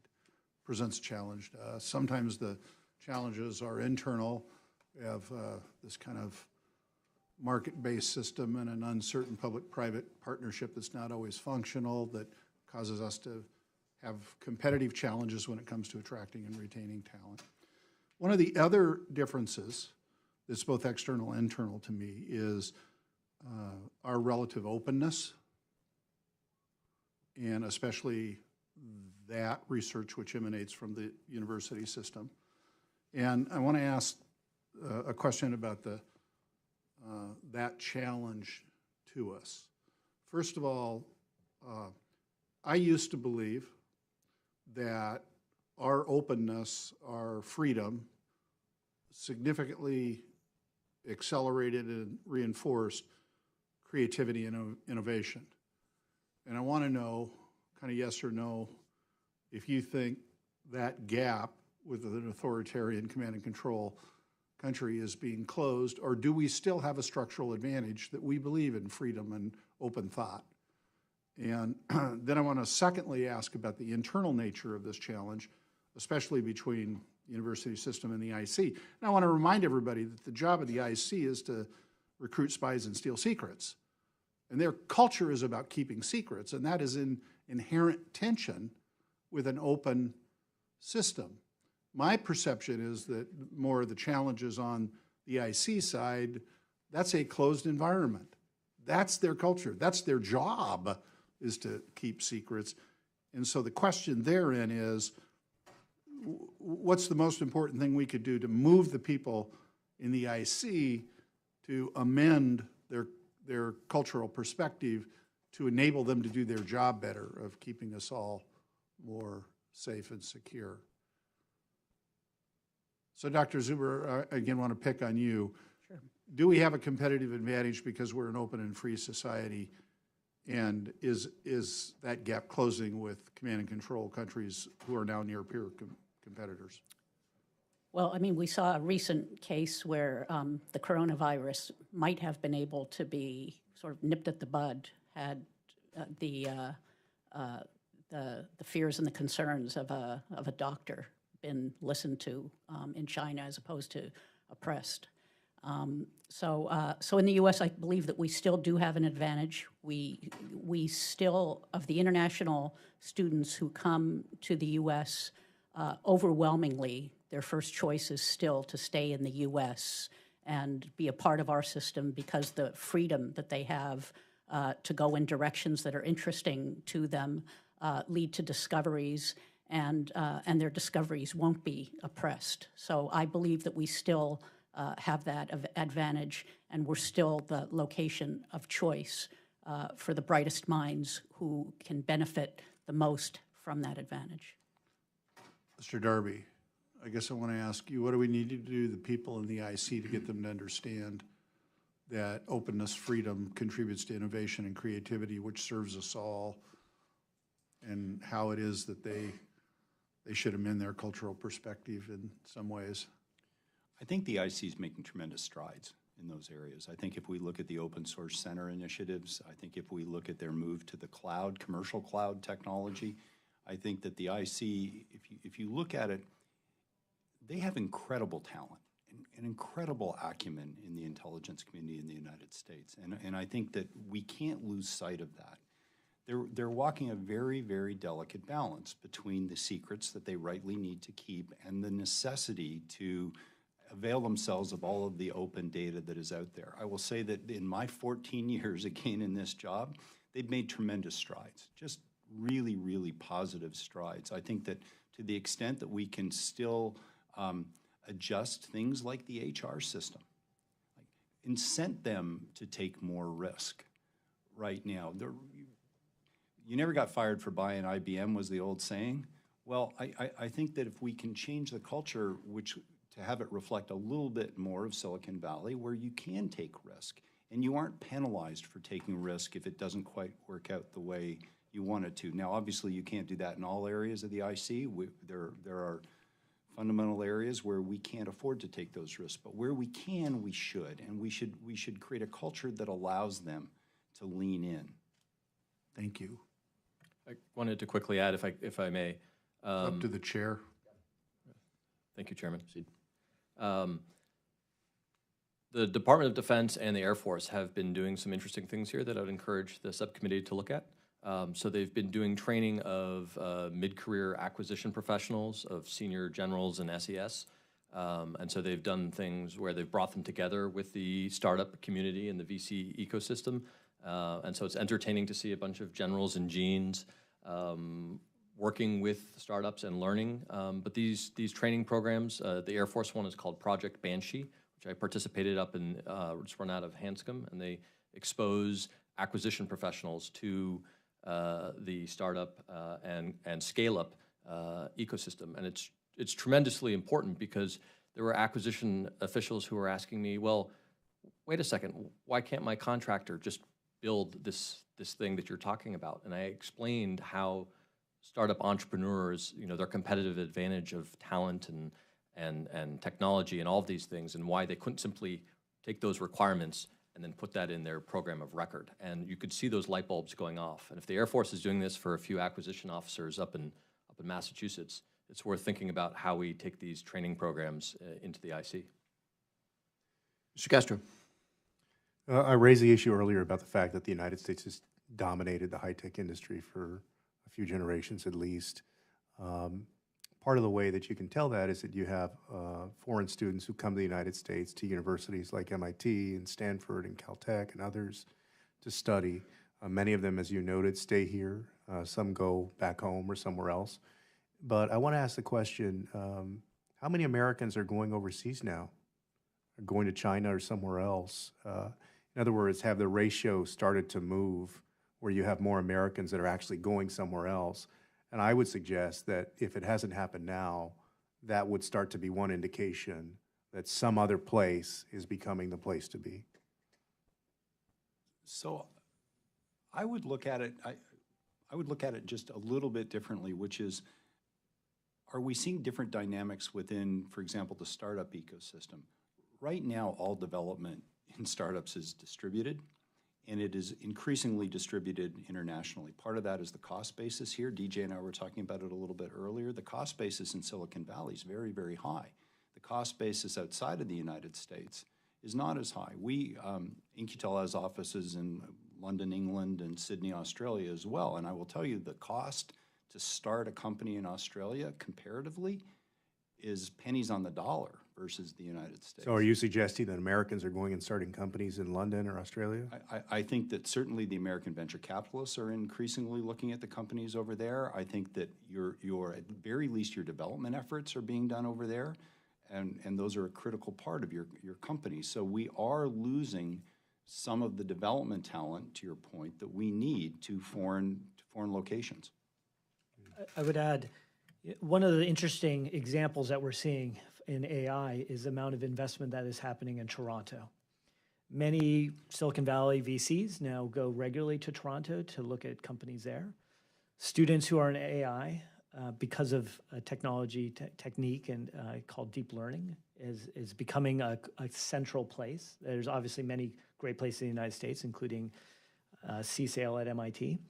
But one of the things that we're also seeing is that students that are transitioning, they don't necessarily have to be immigrants, are looking at the cost of student debt and student loan costs and staying in those countries where they have a form of forgiveness versus taking that debt and being burdened here in this country. And so I think we have to look at, and one of my recommendations is right now we do have student loan forgiveness at 10 years. For national security areas that are considered moonshot, we should think about moving that to 5 years. So we have seen some loss of U.S. researchers at universities to foreign countries as the amount of federal funding for research has declined. Sure. So initially, it's been more to Europe, to places like ETH in Switzerland, that there's a large internal investment. So professors come and with a very, very large sustained amount of you see funding. people saying, well, Americans saying, instead of choosing MIT, I'm going to go to Europe somewhere. Well, they usually let us pick them as assistant professors, and then we do their then they recruit them away from us, usually. So, but we're starting to see, China. So I had a Chinese postdoc who was given a assistant professorship at Tsinghua University, and he was given the resources that were equivalent to a full professor at a U.S. university to just start out. Sure. And I guess I would just note that losing people to Europe is different than losing people to China, too. Right? My last question, because I only have about 45 seconds. But, how extensive is China's data theft around the world? We talked about their own systems and the fact that within their own population, they're acquiring data. What about data theft around the world? So the way I can answer it here is I would think about it as less about data theft, but more about how do they create interesting data sets. And so if you're in China and you're trying to create a very rich, genetically diverse data set of DNA, you may not have that directly in the Chinese population, but if you are getting contracts with and doing sequencing for the population in Africa, you are able to have that DNA. So it's not really theft, I guess, right? You're partnering with that's African countries or governments. And that's right. And it's this dimensionality of how do you create richness in the data. Sure. And we have a disproportionate advantage on that right now, but through those contractual measures, they are able to do that. The fallback of least resort is then stealing data. Sure. Thank you. Thank you, Mr. Castro. I've just a couple of cleanup questions I'd like to ask, and I'll afford my colleagues the opportunity to do the same before we adjourn the hearing. Let me start with a question to all four of you and ask that the answers be brief. We've done exactly what I've hoped we would do today, which is sort of reflect on systems and processes rather than particular verticals of investment. But there are obviously a lot out there, and Mr. Darby, you pointed in particular to microelectronics. So I'd love to just quickly, and we will follow up on this, in as much as you think there are burning areas of underinvestment, AI, quantum, whatever it may be, I'd love to get that on the record. And again, we won't elaborate because we'll have an opportunity to follow up, but let me start with Mr. Sinai. So I'll refer back to my earlier comments that software is eating world and software is eating government. It's probably eating the IC as well. And so how we build, buy, and evolve software in the IC is critical. And that includes AI, cyber, digital, all of these important topics inside of the IC. Do you have reason to believe when you identify AI and software in general that we are at a competitive disadvantage or behind in our innovation and development there? No, I think we have some of the greatest companies in the world in that space. There's certainly risks, and we've talked a little bit about that. But the part where I worry about is getting those into government. Because we have a siloed government, it's challenging for those technologies to interact and collide with the mission, and that's what worries me. Thank you. Mr. Darby. I think all roads lead to two places, microelectronics and biotech. if you look at the underpinning for technology around the world, it's largely been microelectronics.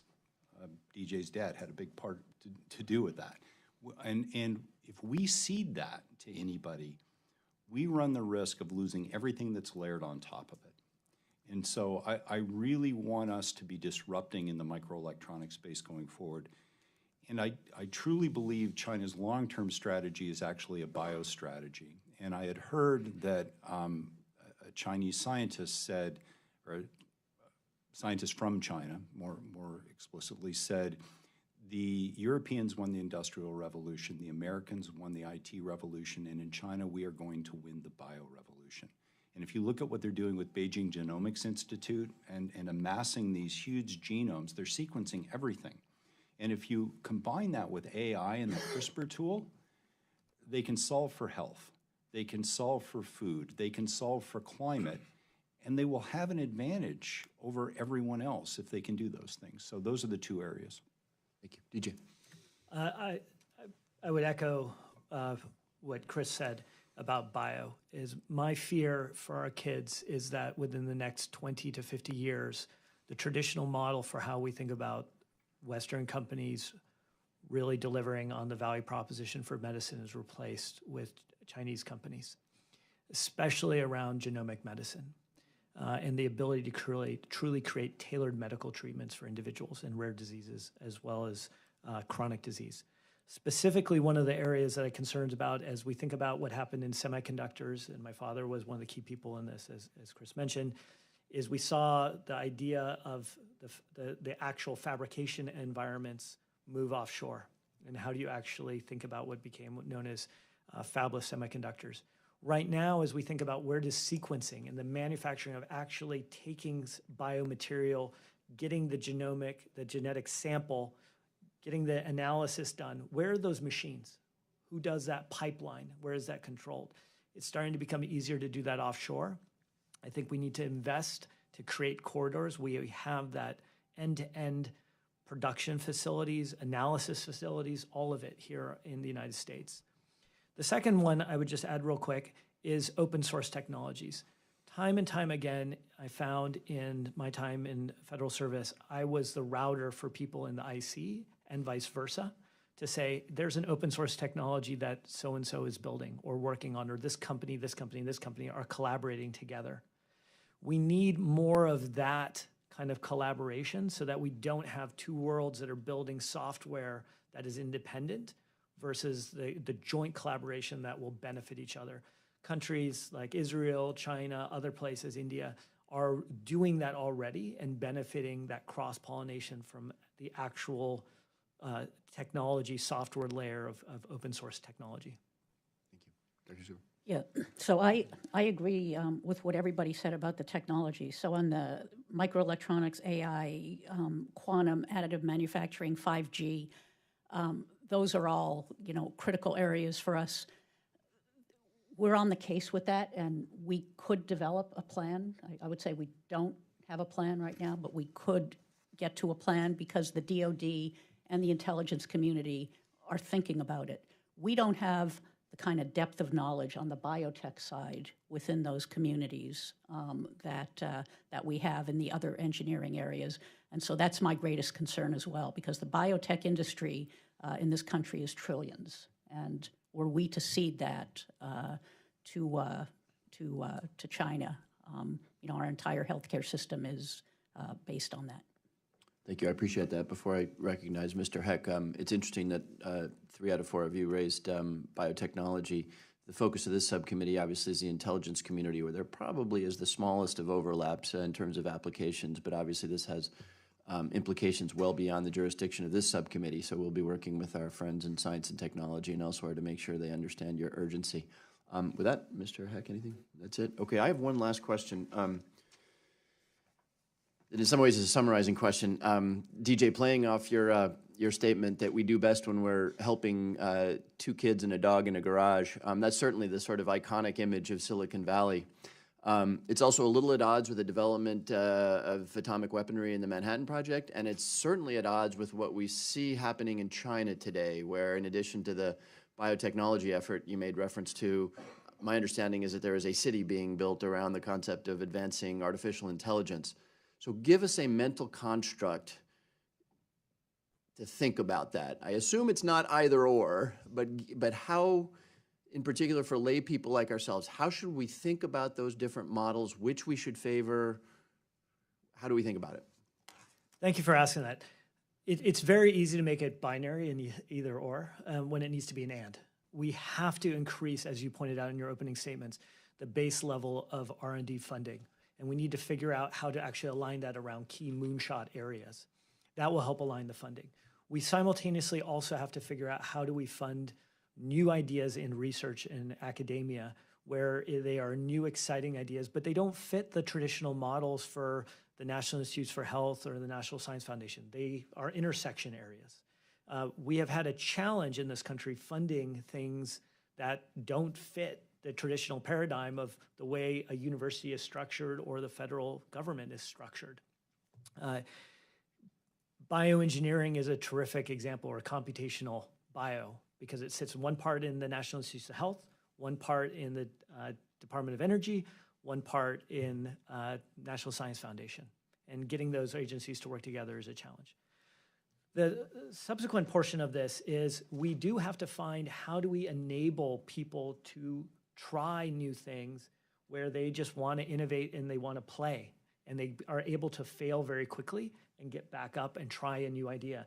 And that environment is very optimized for the startup world because you're actually trying to take an idea that has some premise that has been foundational from the ideas of investment from the federal government to academia and taken forward.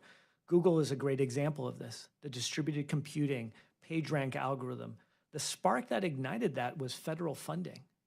Then you had Larry Sergey working in a garage with a team to actually make that into a product that we see has value of search. And so that hopefully elucidates a little bit of the why we can't have one or the other. We have to have all those pieces firing on all cylinders. Any further thoughts from the witnesses? In my testimony, I talked about a national technology strategy and all of government approach to this. And I tend to look at it from a systems engineer's perspective. Where's the white space? The white space is where the startups and the garages will really fit. There's a role for the systems integrators. There's a role for the big companies. There's a role for the emerging technology companies. Startups are not a panacea to solve all of these problems. And so I would encourage us to start with a piece of paper and say, this is where this country is going to differentiate itself over a long period of time, given where we think the geostrategic competitive landscape is going. Once we've done that, then I think we can begin to say, well, we're going to count on the startups over here. We're going to our trusted industrial base here. This is not hard if we look at it from a systems perspective. Mr. Sinai and then Dr. Zuber. Just very quickly, I'm a huge fan of startups, and I think they play a critical role. And I'm a huge fan of R&D. Sometimes we forget about scale-ups, those companies that are becoming, between when Google was in the garage and Google today, there's that period of innovation that led to a lot of important collaboration with the federal government. And I see that from my vantage point is that there's a lot of companies that are growing fast. They're investing tremendously in their product innovation. And we want to make sure, to Chris's point, that we include scale-ups in this whole piece of how do we do a national innovation strategy. So I'll just end by saying, let's remember that to do all these things that you're talking about, we need the workforce of the future. Okay, so we've got to do more to encourage individuals to go into STEM, and this is at all levels. And I want to highlight the whole STEM aware, where you don't need a degree in a STEM field. You might need a course, or you might need some training on how to run certain kinds of machines. So at all levels, we need to improve our education in those areas and make that education available to the people who are going to fuel what I hope is going to be a revolution. Well, thank you all. I'd like to thank all of our witnesses for their testimony today. As we close, I want to emphasize how important I think this is. And there's a little bit of a paradox because getting this innovation and leading on it, getting it wrong or right is the stuff of Hollywood movies. Artificial intelligence and the promise that we might someday have a computer that can think and act like a human.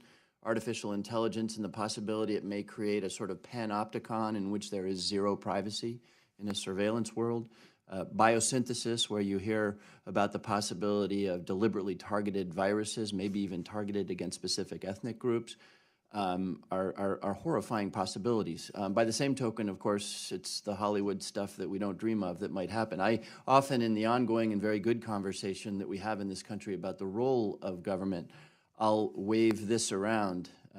For the record, I'm holding up a smartphone, and I say that everything that is cool about this device, the semiconductor, the voice recognition, the location services, the GPS satellites, originated, at least in the basic research, in a government lab. And so the economic possibilities are absolutely remarkable. And I just think this thing is amazing. I wish more of them were manufactured here in the United States, but this is United States intellectual property created largely by government research that the private sector used to build, but not just amazing consumer choice, but in a remarkable economy. But the things we need to do to win are not the stuff of Hollywood. We've talked about HR and semiconductors, even the fashion choices of flag officers in the hearing today. And I think it's up to us to do the hard work of making sure that we get that right, the stuff that isn't of Hollywood movies, so that this is not the first generation to give up the opportunities that previous generations gave to us, and certainly not the first generation to drop the ball in a way that would damage the ability of our intelligence community to operate and the national security of the United States. So with that, I will thank you all again, and we are, without objection, members are granted up to 3 legislative days to submit written questions to be answered by any of our hearing witnesses in writing. Those questions and your answers will be made part of the formal record. With that, the committee stands adjourned.